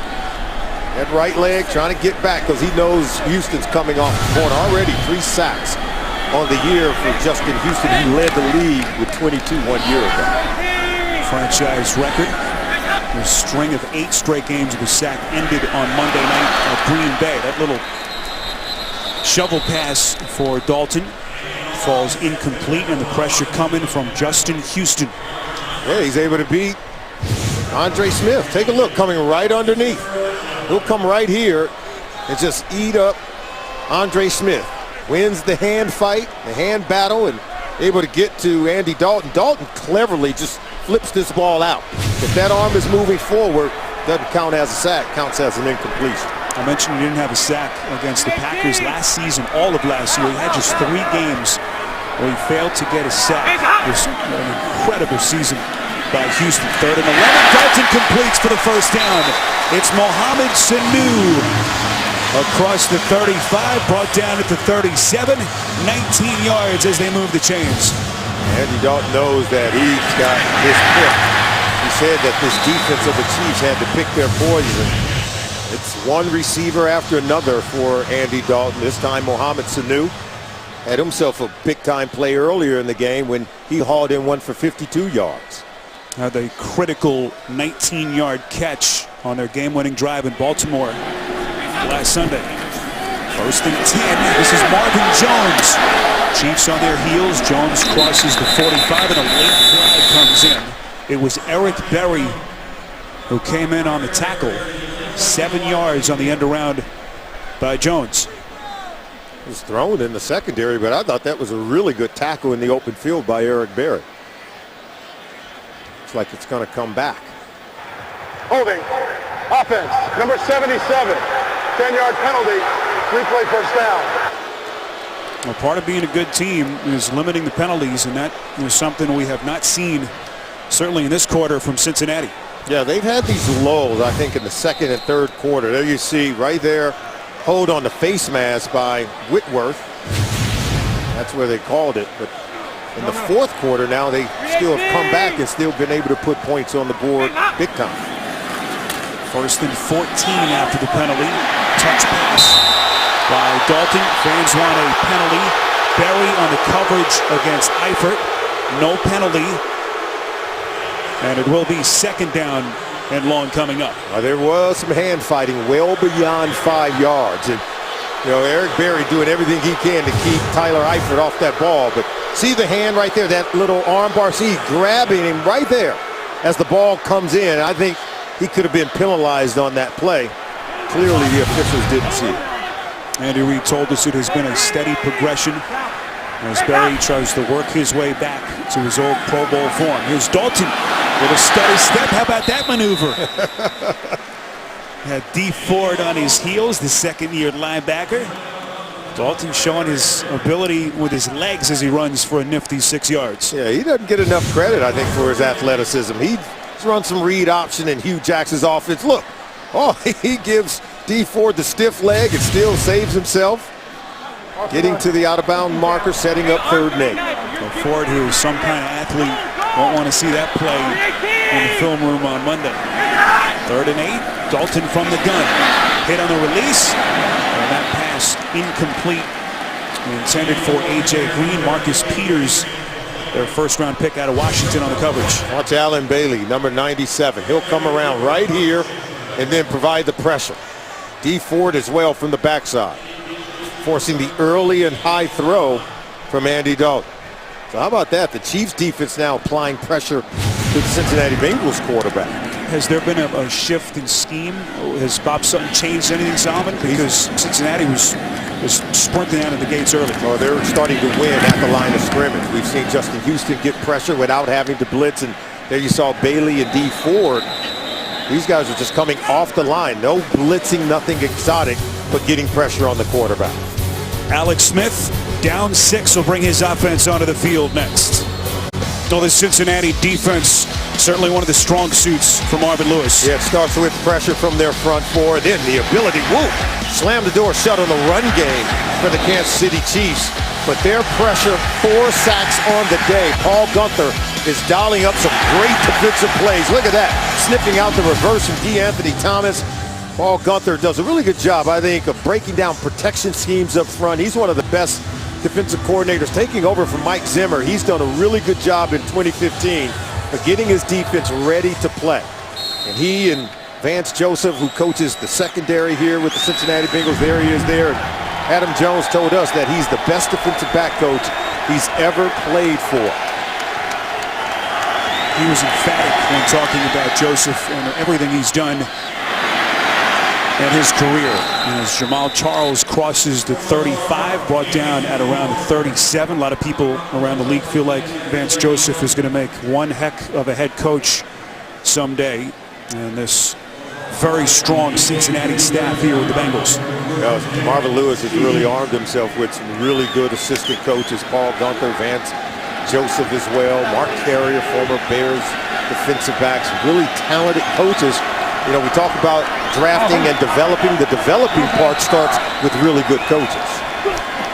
Now the Chiefs on the move after the first down run by Charles Smith. Hit on the release. There's nobody Within over the there. tackles. That's intentional grounding. He's in the pocket, and he throws it in an area where there was no receiver. Pat Sims was coming with the pressure. There And now he the is. penalty marker thrown. It'll be on Smith. Yeah, I mean, if you're Alex Smith, as he told us. Intentional grounding. Yep. Offense. Number 11 was in the pocket. Threw the ball where there was no receiver in the area. That's a loss of down. It's the spot of the foul. It's second down. Now watch it here. He's in the pocket, but there's not going to be a receiver anywhere in this part of the field where he's going to throw the ball. But he told us yesterday that he'd rather take a sack, or in this case, an intentional grounding penalty, than throw an interception. And I think that's got to be smart. It's a smart way to go, but the pocket was just collapsing in around him. Andy Reid doing everything he can to protect this quarterback. But look at the pressure he's been under all day long. 4 sacks, been hurried 14 times, knocked down another 9 times. It's been a rough day. Smith was sacked a Please career reset high. the game clock to 1:16. Clock will start on the snap. Officials adjust the game clock. He was sacked 49 times last year, most times in his career.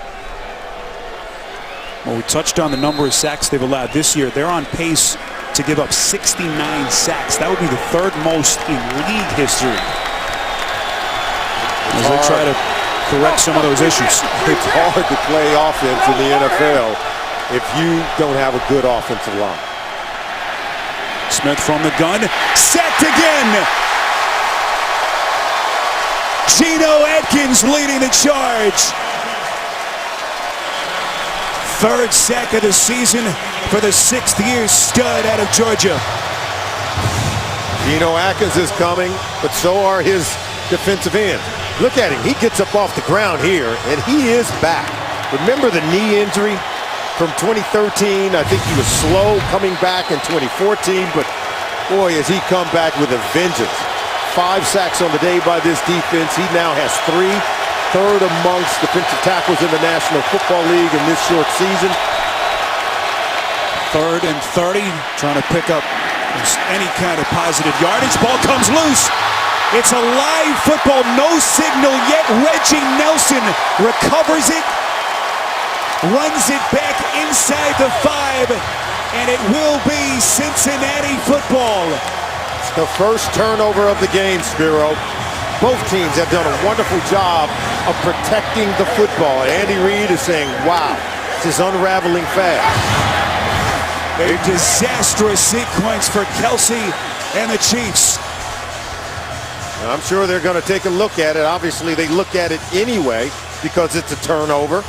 If you're wondering if Travis Kelce was down before the ball came out. Call on the field is a fumble and recovery by Cincinnati. Cincinnati will be reviewed. Yeah, this one could be close. Michael Johnson, the man who jarred the football loose, but was Kelce down before it came out? Now remember, if his forearm is down on the ground, that's sort of equivalent to 1 knee going down. Travis Kelce back in his collegiate hometown.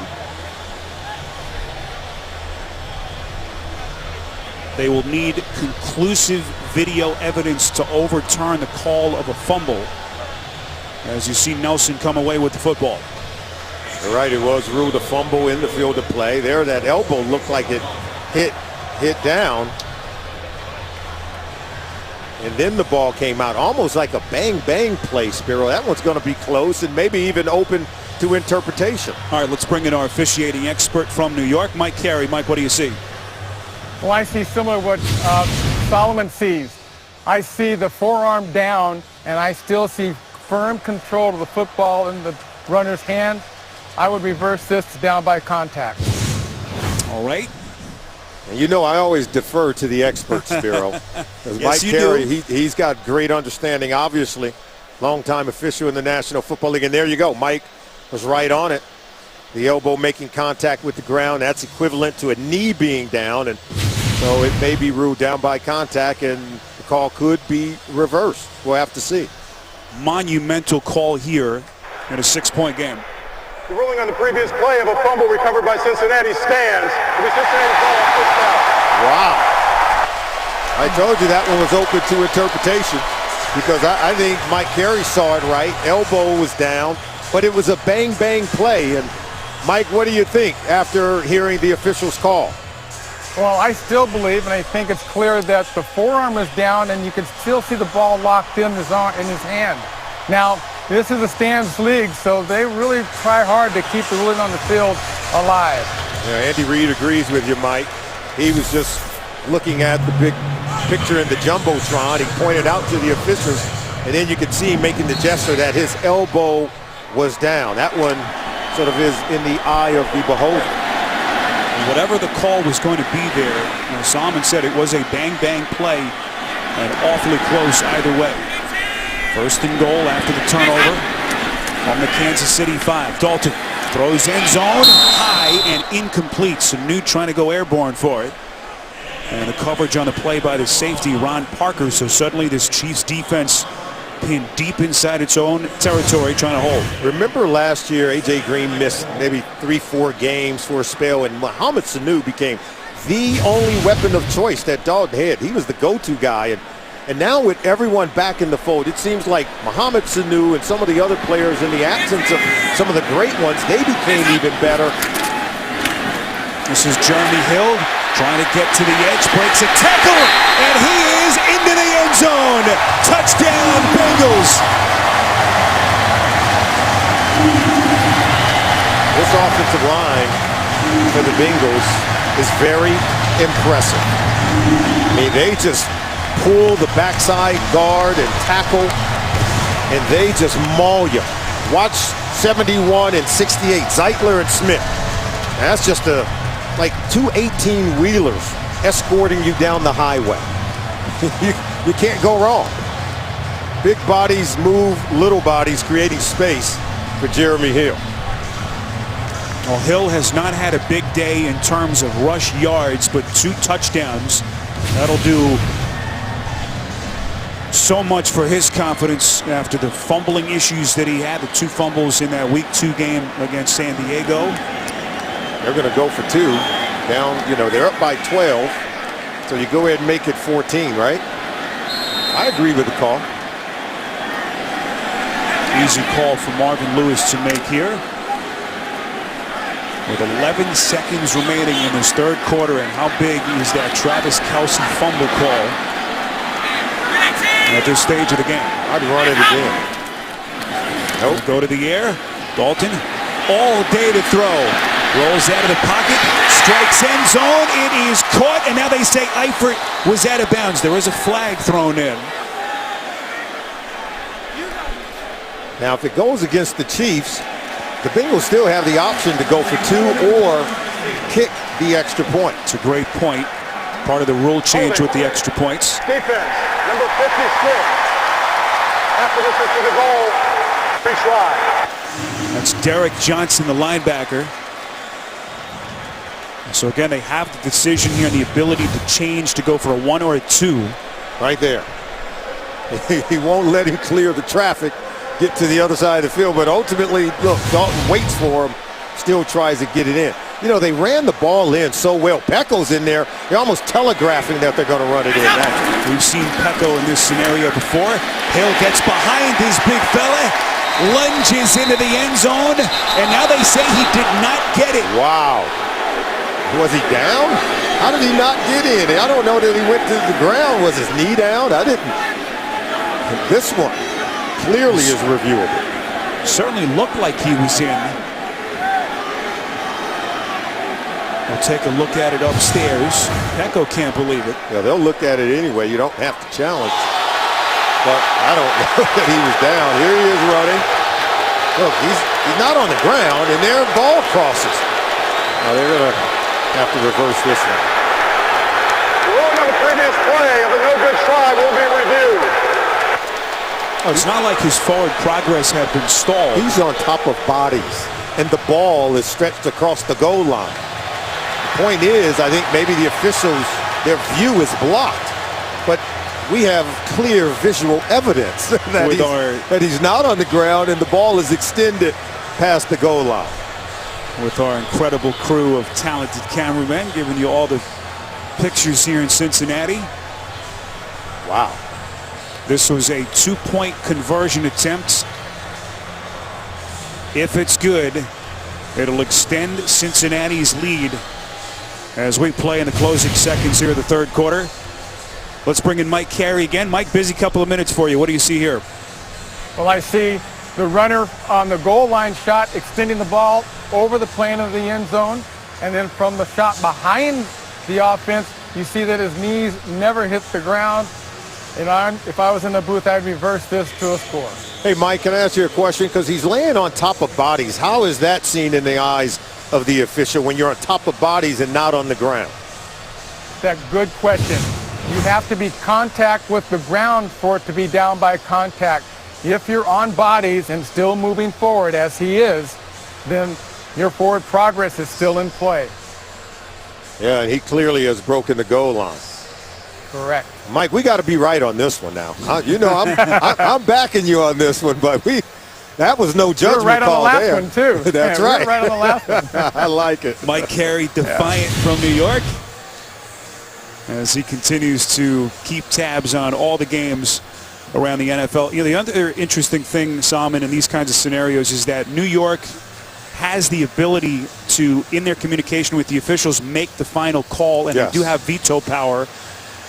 But I don't think they'll have to step in here. That appeared to be pretty clear as we get the call from Ron Torber. The ruling on the field will be changed. The runner extended the ball over the plane of the goal line.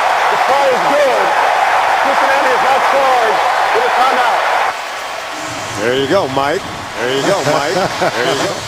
Mike Carey vindicated as Cincinnati extends their lead to 14 points. And again, the Travis Kelce fumble could be the big play that comes back to haunt the Chiefs. Yeah, Andy Reid's team, I think, came in here and fought. They were clearly ready to play.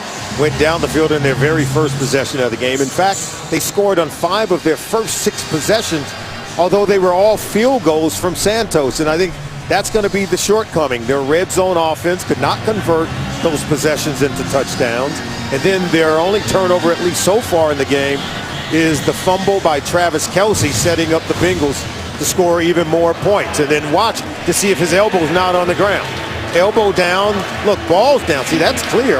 Mike Carey was right. That should not have been a fumble, but yet the call was upheld on the field. And then here's the touchdown by Jeremy Hill, converting the turnovers into points. They go for a 2-point conversion.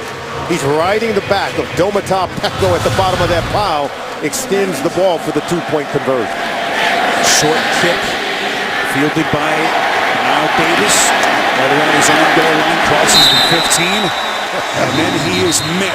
15 yards on the return. Reggie Nelson has been a battering ram today for Cincinnati. What does it say about this team when your starting safety is still running down on kickoffs in the third quarter of a game and making solo tackles like that? I mean, that's exceptional. And for Marvin Lewis and his staff to be able to get veteran players to buy into starting and playing and performing on special teams says a lot about this football team.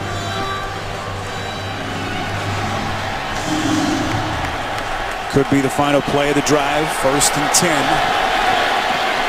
Alex Smith, 20 of 27, 256 yards, no touchdowns, no picks till this point. That pass is caught. Jason Avant, longtime Philadelphia Eagle, as that takes us to the end of the third quarter. 29-15, Bengals. You're watching the NFL on CBS. Saturday, the SEC on CBS puts out the best game from the best conference as the Bulldogs battle the Volunteers. All the hoopla begins with college football today. Both of those proud universities well represented here. Eric Berry, former Volunteer. And as you can see, 9 starters from those 2 schools. Eric Berry's brother, Evan, currently a Volunteer, actually had a 96-yard kickoff return for a touchdown in their game yesterday against Arkansas. So a 14-point deficit. And Alex Smith, interestingly enough, in his career has not been a quarterback who's been able to come back from big deficits. And you see that graphic, 6-39-1, Solomon, when his team's allowed 20 points. Yeah, I'm sure he's thinking, what do you want from me, right? You know, you go down by 21 points, you're going to take more than Alex Smith. First and 10 pass is caught. Jeremy Maclin. The clock will continue to run. Macklin's had a big day for Disjoint, his second straight game of 100-plus yards, 9 catches, over 130 today. Working on Denard. Good work from last year's first-round pick out of Michigan State, cornerback Darquez Denard going against Jeremy Maclin. It's going to be a good test for him today.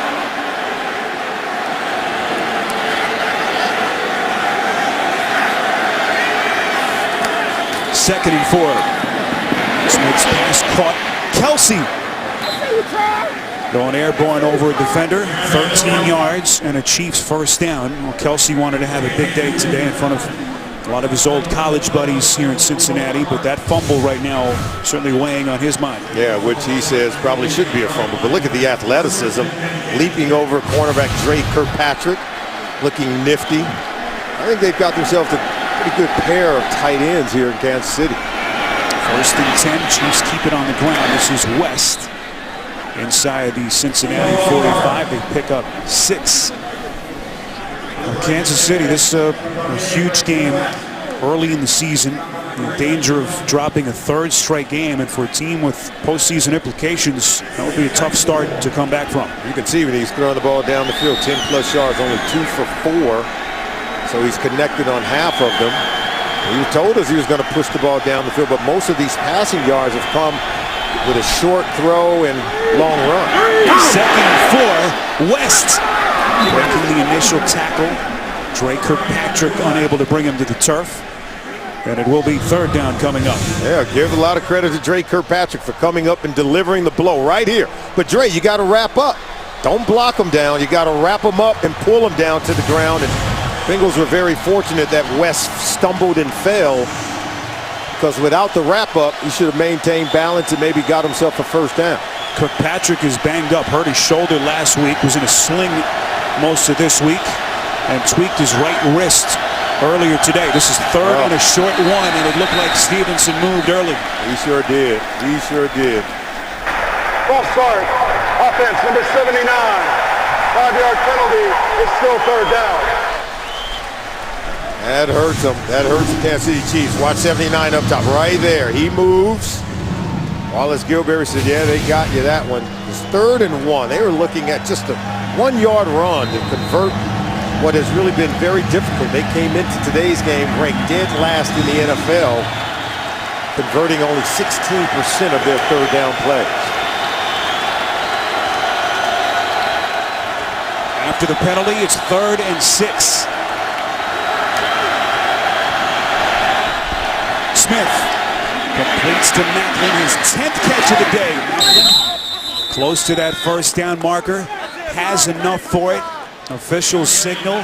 What a play. Smith to Maclin, who's got 10 catches for 146 yards. By design, that was a play intended to help Alex Smith, help his offensive line. It was a quick rhythm pass play that didn't require great pass protection. The little bubble screen to Maclin, catch and run variety, creating the first down.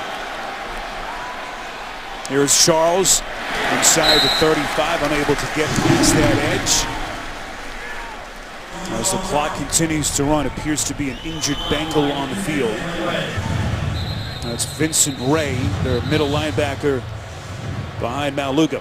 Well, Ray's been very busy today. He's been in on a ton of tackles. Undersized guy who makes a lot of plays. Your weekend starts with an AFC South showdown where the Indianapolis Colts take on the Texans in Houston on Thursday Night Football on CBS and NFL Network. Standings as they currently look in the AFC South. Colts and the Jaguars battling at the moment. Right now tied at 13 as they play in the 4th quarter. No Andrew Luck in that game. We'll see what his status is as they move closer to Thursday night. Vincent Ray able to walk off on his own power, and Emmanuel Lemur comes onto the field. They've got some talented linebackers, very athletic. Also, really good depth on their defense. Chiefs need a touchdown in the worst way. 2nd and 10. Smith feels the pocket collapse. He's going to run with it. Smith running towards the marker, has it as he runs out of bounds just inside that 25-yard line. Nifty 10-yard run to move the chains. Decision making is very important when you talk about playing the quarterback position. Had great vision, good coverage by the Bengals on the back end in the secondary, and then you climb the pocket, and now he's just going to take off. He's got a clear path to that first down marker. Remember, Alex Smith was an option quarterback in high school, so clearly showing his athletic ability on that play. First overall pick back in 2005. Signed that big contract extension prior to last season. Smith again flushed out. 1st and 10. Throw it out of bounds right around the 10. Now Smith tries to navigate his team into the end zone. Pressure coming that time from Dunlap. Like he told Carlos Dunlap, I'm not going to let you hit me. I'm going to get rid of the football. And I think rightfully so. Had he run out of bounds at that point, he would have lost yards on the play. And clearly the rules allow the quarterback, once you're out of the pocket, you don't really need to throw it near an intended receiver. You simply can throw it out of the bounds once you're out of the pocket. He got a big. He's a big. He's a big. Fall down. 2nd and 10. Quick strike over the middle. It's incomplete. Great play. In and out of the hands of Jason Avant.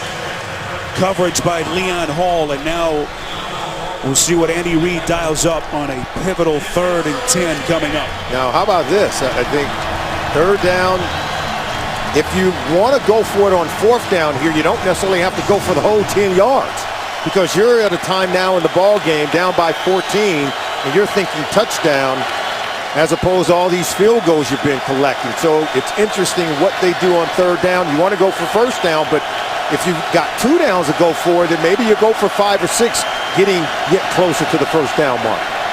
3rd and 10. Smith's going to go down the field. Has his man. It's Avant. 1st down, Kansas City, just outside the 10. Oh, they go for the full 1st down. They wanted the out, working the receiver, Jason Avant, against Reggie Nelson. He gets both feet down with possession of the ball and holds on to it even after he makes contact with the ground. The veteran, Jason Avant, previously having played in Philadelphia for Andy Reid's football team. Andy told us he's one of the leaders on this team now here in Kansas City. Avant had only 2 catches through the first 3 games, has 3 today. 1st and 10, Smith. That pass off the hands of Charkandrick West. Smith again under pressure. Threw it behind his target. Yeah, when Smith doesn't get his first read, he starts to get a little bit antsy. And that's when some of those throws can be less accurate than he would want to. That one should have been complete, but he should have put it in a better position for West to haul it in. Smith, 312 yards, 5th career regular season game. Up over 300 yards passing. But it won't mean much if Kansas City can't somehow find a way to win this game. 2nd and 10 with under 10 minutes left. Bengals coming. Smith putting some air underneath it. Again, unable to locate West. Emmanuel Lemur on the coverage. We told you that they had some athletic linebackers. We talked about Vincent Ray, and Emmanuel Lemur is one of the, I think, best cover linebackers you probably haven't heard talked about enough in this league. But he's emerging on this defense as one of those specialty linebackers that they feel they can match him up with tight ends. They can match him up with a running back coming out of the backfield. You see him make the play there. Now 3rd and 10. This is where I'm trying to run one of those rub pick routes to one of my talented tight ends. Could it be Travis Kelce? They go 3 tight ends. 3rd and 10. Smith throws inside the 5. Ball comes loose. Incomplete. And once again, off the hands of Kelce, who has been so sure-handed for this club. It'll be fourth down coming up. Yeah, they're trying to get it to the tight end. Travis Kelce, Darqueze Dennard, watching play that upfield shoulder and then rake the ball out of the hands of Travis Kelce. This is a great play by the young corner, Darqueze Dennard. Field goal unit, Solomon coming onto the field. You agree with the call, or do you go for it here? Yeah, because they haven't been successful down the red zone against this Bengals defense. They've had to settle for these field goals. I think you go ahead and take the points. Certainly, sooner or later, you got to get one in the end zone. Santos from 29 yards out, and his perfect day continues. It's been a field goal party for the Chiefs. They're down 11 on CBS. The NFL on CBS is sponsored by the all-new 2015 Acura TLX. It's that kind of thrill. DirecTV. If you call yourself a sports fan, you gotta get DirecTV. And by Pizza Hut. Bring home the flavor, only at Pizza Hut. Back with you in Cincinnati. 11-point lead for the Bengals. Andy Reid electing to kick the field goal. Solomon, that cut the deficit to 11. Why did you agree that Reid made the right call there? Because if they get a touchdown, they can go for the 2-point conversion. That gives them 8 points, and then they're just a field goal away from tying it up. So I think you come away with points there, and their field goal kicker's been money all day long. Kickoff out of bounds by the kicking team, number 5. The ball will be placed at the 40-yard line. Cincinnati's ball, first down. Timeout. So Santos' kick goes out of bounds. Bengals will have it when we come back. Next Sunday, it's doubleheader action as the NFL on CBS continues. First, the Rams take on the Packers. Some of you will see the Bills and the Titans, and then a showdown between the Patriots and the Dallas Cowboys. It all begins with the team that'll take you all the way to Super Bowl 50 in the Bay Area. JB, Tony, Bart, Coach, and Boomer on the NFL Today. AFC West standings as they look at the moment. Denver 3-0. How about the Raiders at 2-1? And San Diego, 2 losses over the first 3 weeks. And this Kansas City team desperately trying to get to 500. First and 10, Andy Dalton under center. This is Giovanni Bernard. And that penalty on Cairo Santos, who kicked the football out of bounds, looms large here. Kind of sullying what's been a record day for their kicker, Santos. Yeah, I mean, you know, it's great to have a good field goal kicker, particularly on Thursday night. If you're the Pittsburgh Steelers, you could have used one. But in this game, where you're going up against a Bengals offense that's averaging 28 points a game, we talked to Andy Reid about it last night. We said, you're going to have to score a lot of points to win this game, right? He said, oh, there's no doubt. Going up against that offense, we need to put points on the board. I'm sure he understood touchdowns are what's needed, not field goals. 2nd and 8. Bengals keep it on the ground, trying to true up that clock. Under 9 minutes left. Santos today 6 of 6 on field goals, has actually tied a franchise record for made field goals in a game, tying Ryan Suckup's mark from 2012. Well, how about the AFC North with Cincinnati atop the division entering this day at 3-0? The injury, Solomon, to Ben Roethlisberger, making things a little bit more interesting. Yeah, but if you talk to the Bengals, they'll tell you the Ravens aren't going anywhere. I mean, when it's all said and done, the Ravens are going to be part of the storyline. So is the Pittsburgh Steelers. And you know, Cleveland's not going to give up. But you look at the Ravens now at the bottom of that division, that's not going to hold true all season long. And the Bengals not out of the woods yet. 3rd and 4 play. Can Dalton run for it? Need it to 50. He's got it. First down, Cincinnati. And how about Dalton pointing in Cincinnati's direction? Yeah, how about Andy Dalton? The mobility here. We talked about Hugh Jackson. Having used him in the past, that's some read option plays because he understands the athleticism that Andy Dalton has. Great mobility, and look at him. Such a competitor as well. Don't know if he's been given credit for the early start to his career here in Cincinnati. Ranks with some of the best quarterbacks in NFL history. The Red Rocket showing some of his personality after that play. Giovanni Bernard, little extra effort to get to the 40. Back to New York, JB and Bart. Spiro, Solomon would not let this happen to him. I tell you what, it's going to be a rough day inside of the film room. Rashad Jennings going to take the 51-yard touchdown pass. Oh, that's his own version of beast mode. The Giants closing the door on the Buffalo Bills 24-10. I believe in you, Solly. Spiro Solomon would not let that happen. No, you know what? Coach Cowher wouldn't let you come back to his sideline if you let that happen. You see Tom Coughlin seeking win number 166 in his illustrious coaching career. Then the Bengals trying to eat up some clock. Andy Dalton, the red rifle. I should correct myself.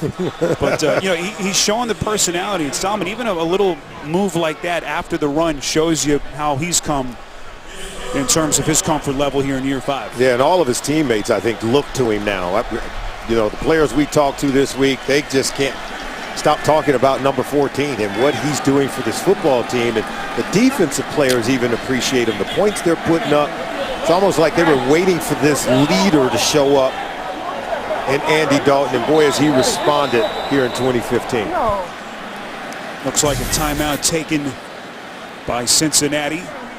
With just under 6 minutes to play in this fourth quarter. Bengals will face a 3rd and 1 when play resumes. A reminder to stay here. The Subway postgame show comes your way momentarily. JB, Tony, Bart Boomer, and Coach Cowher standing by. Busy day for them. They started bright and early this morning with the game over in London. The Subway postgame show comes your way next on CBS.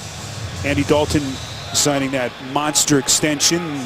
Even in his own locker room, there may have been some eyebrows that were raised, but you talk to players. We spent some time with him yesterday. He has the respect of his locker room, really more so, Solomon, than he had at any point over his first 4 years. Yeah, over 40 wins in those first 4 seasons here with the Bengals, and 4 consecutive trips to the playoffs, an unprecedented period of winning with the Cincinnati Bengals throughout their franchise history.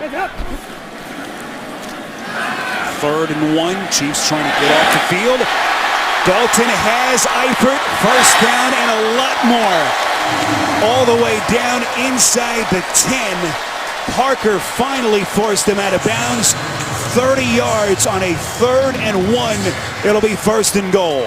Give a lot of credit to the Cincinnati Bengals offensive line, who held up the protection so that Eifert could clear from one side of the field, clear to the other, as he was covered by a lineman. Look at Tamba Hali giving chase. And so Hugh Jackson doing a wonderful job of getting the ball in the hands of so many weapons, all these weapons on this offense, and then making sure he gets the matchup advantage as well. Dalton, who went for 383 at career last week. 15th time he's over 300 in his career. Bernard to the edge. Sprinting end zone. No signal yet. Appears to be just short of the goal line. Wow, he threw his body in the air. I don't know if it was enough to get that ball across the pylon, but watch him jump here. But once you're pushed outside of that pylon, you have to be on the inside of it when you cross. Officials are right on top of this one. I think he just did a really good job of protecting the football there. 3 tight ends. Keep it on the ground, and Jeremy Hill has his 3rd rushing touchdown of the afternoon. You know, these running backs here in Cincinnati very competitive with one another.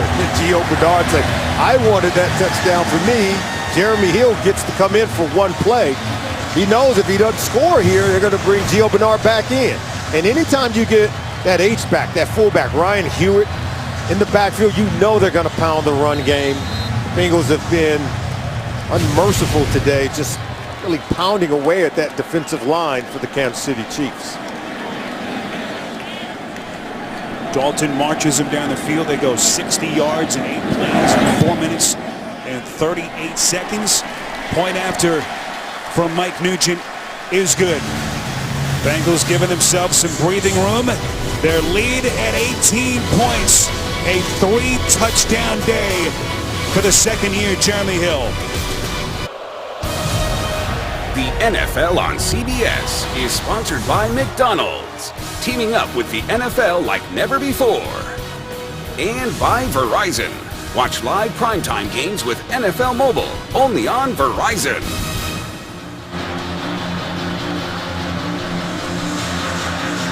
fans heading for the parking lot here. Up 18 with under 5 minutes to play. You see the offensive numbers.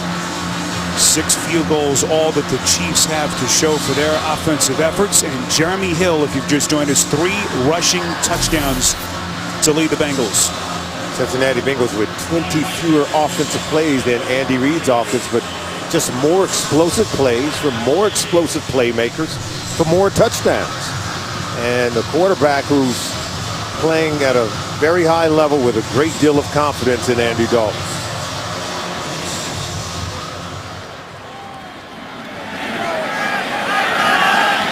Booming kick by Nugent through the back of the end zone as Niall Davis unable to play it.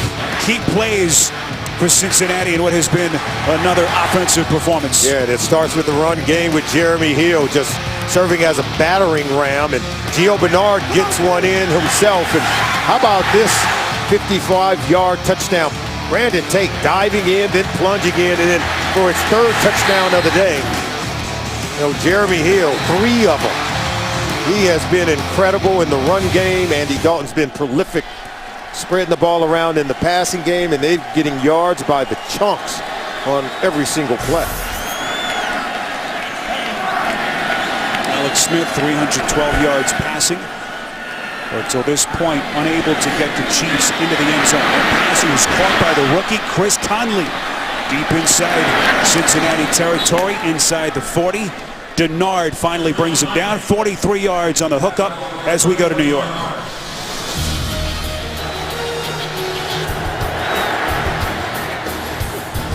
Oh, Janikowski with the 41-yard field goal after the Cutler interception. Oakland takes the lead 20-19 with 2:05 left to go. Back to Spiro and Solomon. Raiders trying to get to 3-1 as Sebastian Janikowski with another potential game-winning field goal. Charles on the catch. Penalties coming in from the back of the line of scrimmage. Illegal formation by the offense. Number 72 was on the end of the line, uncovered. That's a 5-yard penalty. Replay first down. Well, it's Eric Fisher, the first overall pick back in 2013. First start of the season for Fisher today. Dealing with that high ankle sprain since early in the preseason. But he has been a major disappointment until this point in his career. There's no doubt. And first overall pick, you expect him to be anchoring that offensive line on the left side at left tackle. They're having to play him at right. 1st and 15 after the penalty. From the 41, Smith. Pass for Conley is incomplete as the clock stops at 4:03. So a Cincinnati team, Solomon, that has been into the playoffs now 4 straight years, 5 of the last 6. You mentioned they limped in last year, and all the talk about Andy Dalton's shortcomings in the playoffs. Marvin Lewis, all of 6 in postseason play as a head coach. Yeah, but this is a team that, you know, everyone says, can they win in the playoffs? We talked to Andy Dalton about it yesterday. He says, you know, right now we're not in the playoffs. All we can do is win the games that are in front of us right now. I think they're building and trending in that direction, but they want to arrive there healthy, and then they'll look to compete. Here's Kelsey. A cutback maneuver to get inside the 40 down to the 35-yard line. The Bengals, one of 4 teams that have been in the postseason each of the last 4 years. And certainly a huge accomplishment, but the question will hound them, as you mentioned, all season long until they get there and can finally break through. Yeah, Andy Dalton says we don't get to start the season in the playoffs, and he's absolutely right. A win today will get the Bengals to 4-0 for the first time in 10 years. 3rd and 9, short pass caught. This is Macklin. Needed to get down to the 26-yard line. He's well short, as Macklin only able to pick up 2. And really nothing to think about here if you're Andy Reid. I'm thinking they're going to go for it. Looks like their field goal unit. He's their best weapon of the day, is Santos. So these field goals just goes to show you, as good as they've been on offense, where they've moved the ball and where Alex Smith has thrown for over 350 yards today. No one scored a touchdown, so beware of the fake. Or perhaps Andy Reid wanting to get his kicker their franchise record with what would be his 7th made field goal. Santos from 51, and it is good. Wow. New franchise record for a Chiefs kicker, 7 made field goals as he surpasses the Ryan Suckup record from that 2012 season. We go to New York. An update, JB and Bart. Philly has won 3 of the last 4 in Washington, but Kirk Cousins has something to say about this when he takes them on a 15-play, 90-yard drive. Washington takes the lead 23-20 with under 20 seconds to go. Wow. Back to Spiro and Solly. That's big, guys. You know, if you're Chip Kelly, after all the movement, Spiro didn't expect to get off to a 1-3 start in September. No, they did not. What a wild opening 4 weeks it's been in the NFL season.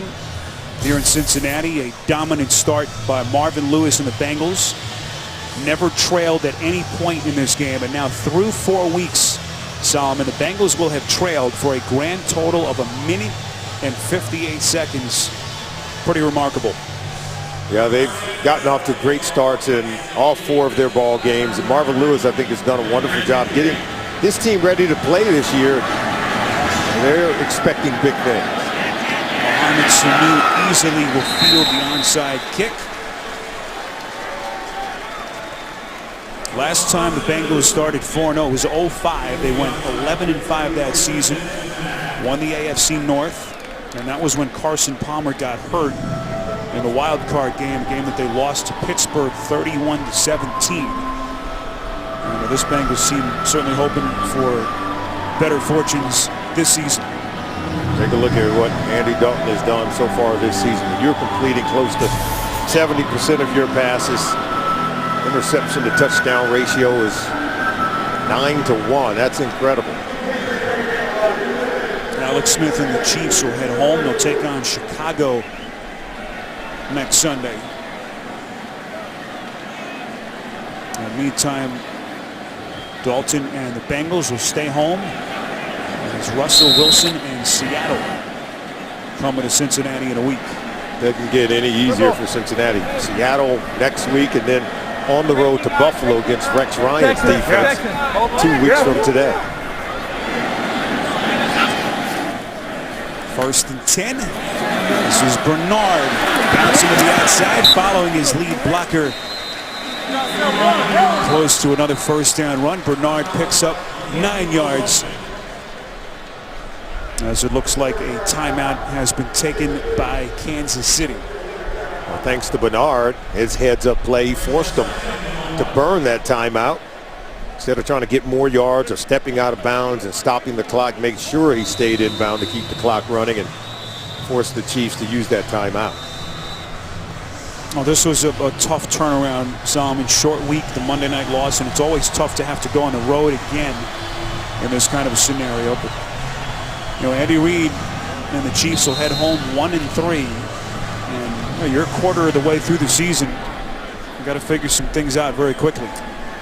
Better play, I think, on the offense and defensive line. I don't think their defensive line held up against the run today, and the offensive line didn't do a good job of protecting their quarterback, Alex Smith. 2nd and 1. Bernard needed the 40. Appeared to have enough. Looks like Andre Smith a little bit late to get to his feet.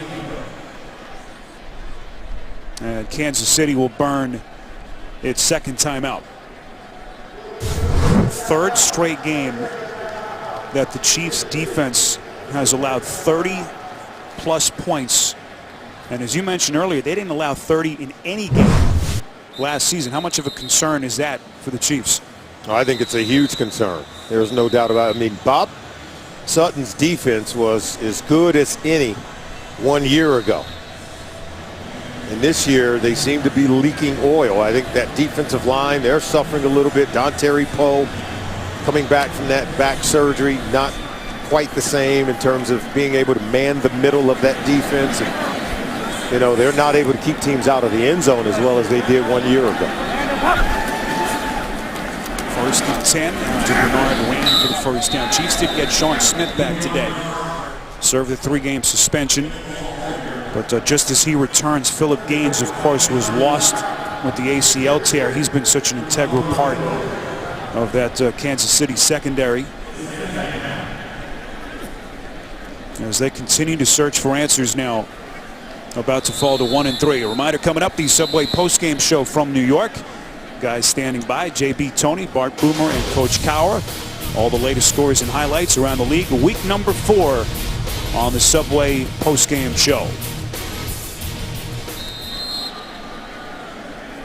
You know, Andy Reid's a good coach, and he is good at when it comes to scheming and game planning and offense. And I think with a porous offensive line, to be able to manufacture 437 total yards of offense against a really good Cincinnati Bengals defense today, I think that's by virtue of design of his run scheme and passing game and really good offense, but still not enough to put the ball into the end zone and put enough points on the board against this Bengals football team.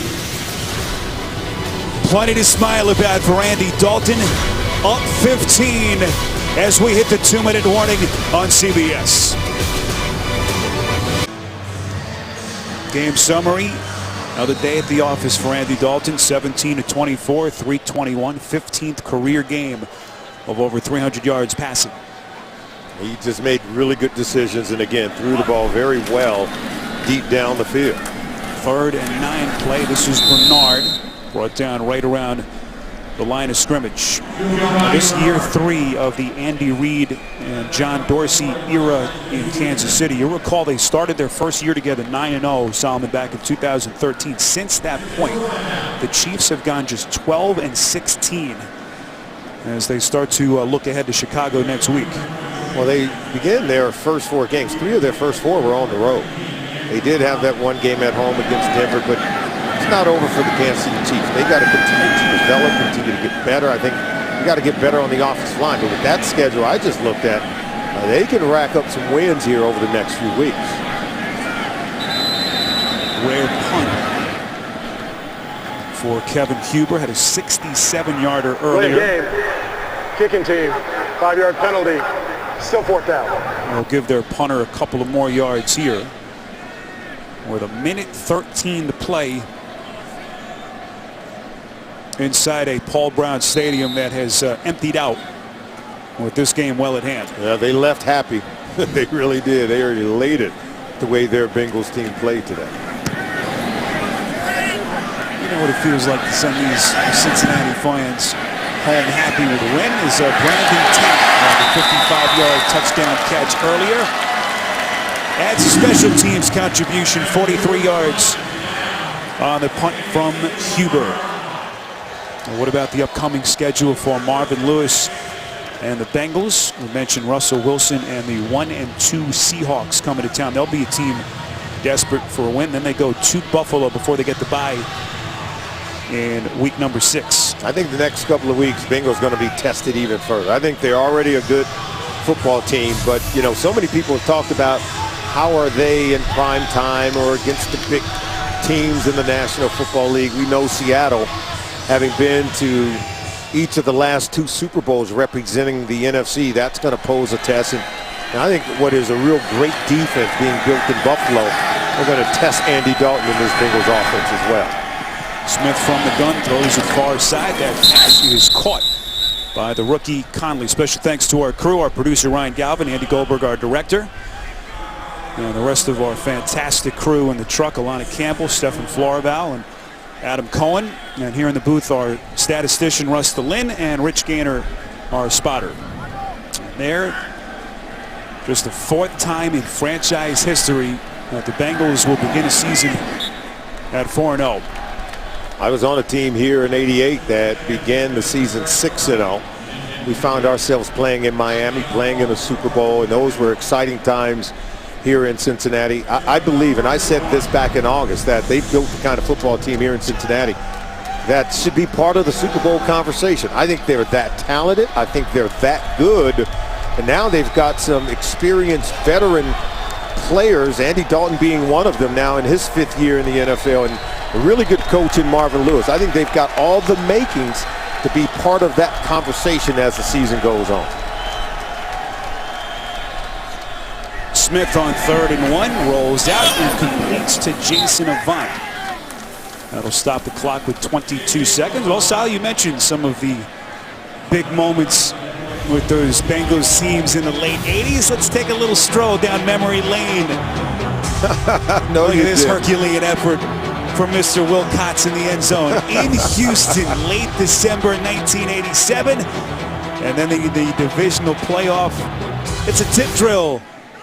And Solomon Wilcox is there. And can I just say, you haven't lived until you walk through a room in Cincinnati with Solomon Wilcox. Still has the rock star status here in the Queen City as Smith is going to take a slide. A penalty marker comes in at the end.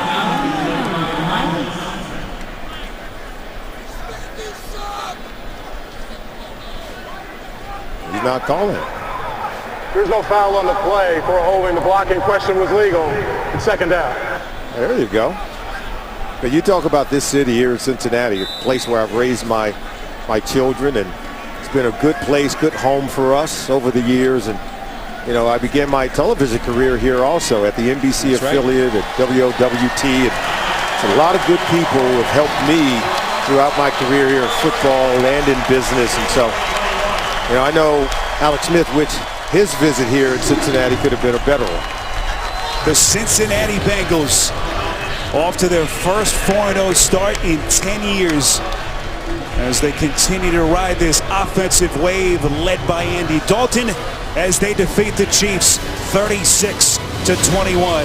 Now for Solomon Wilcox, rest of our crew, Spiro Ditas saying so long from Cincinnati. You've been watching the NFL on CBS, home of Super Bowl 50. Coming up, the Subway postgame show will take you back to New York for all the scores and highlights, all next on CBS.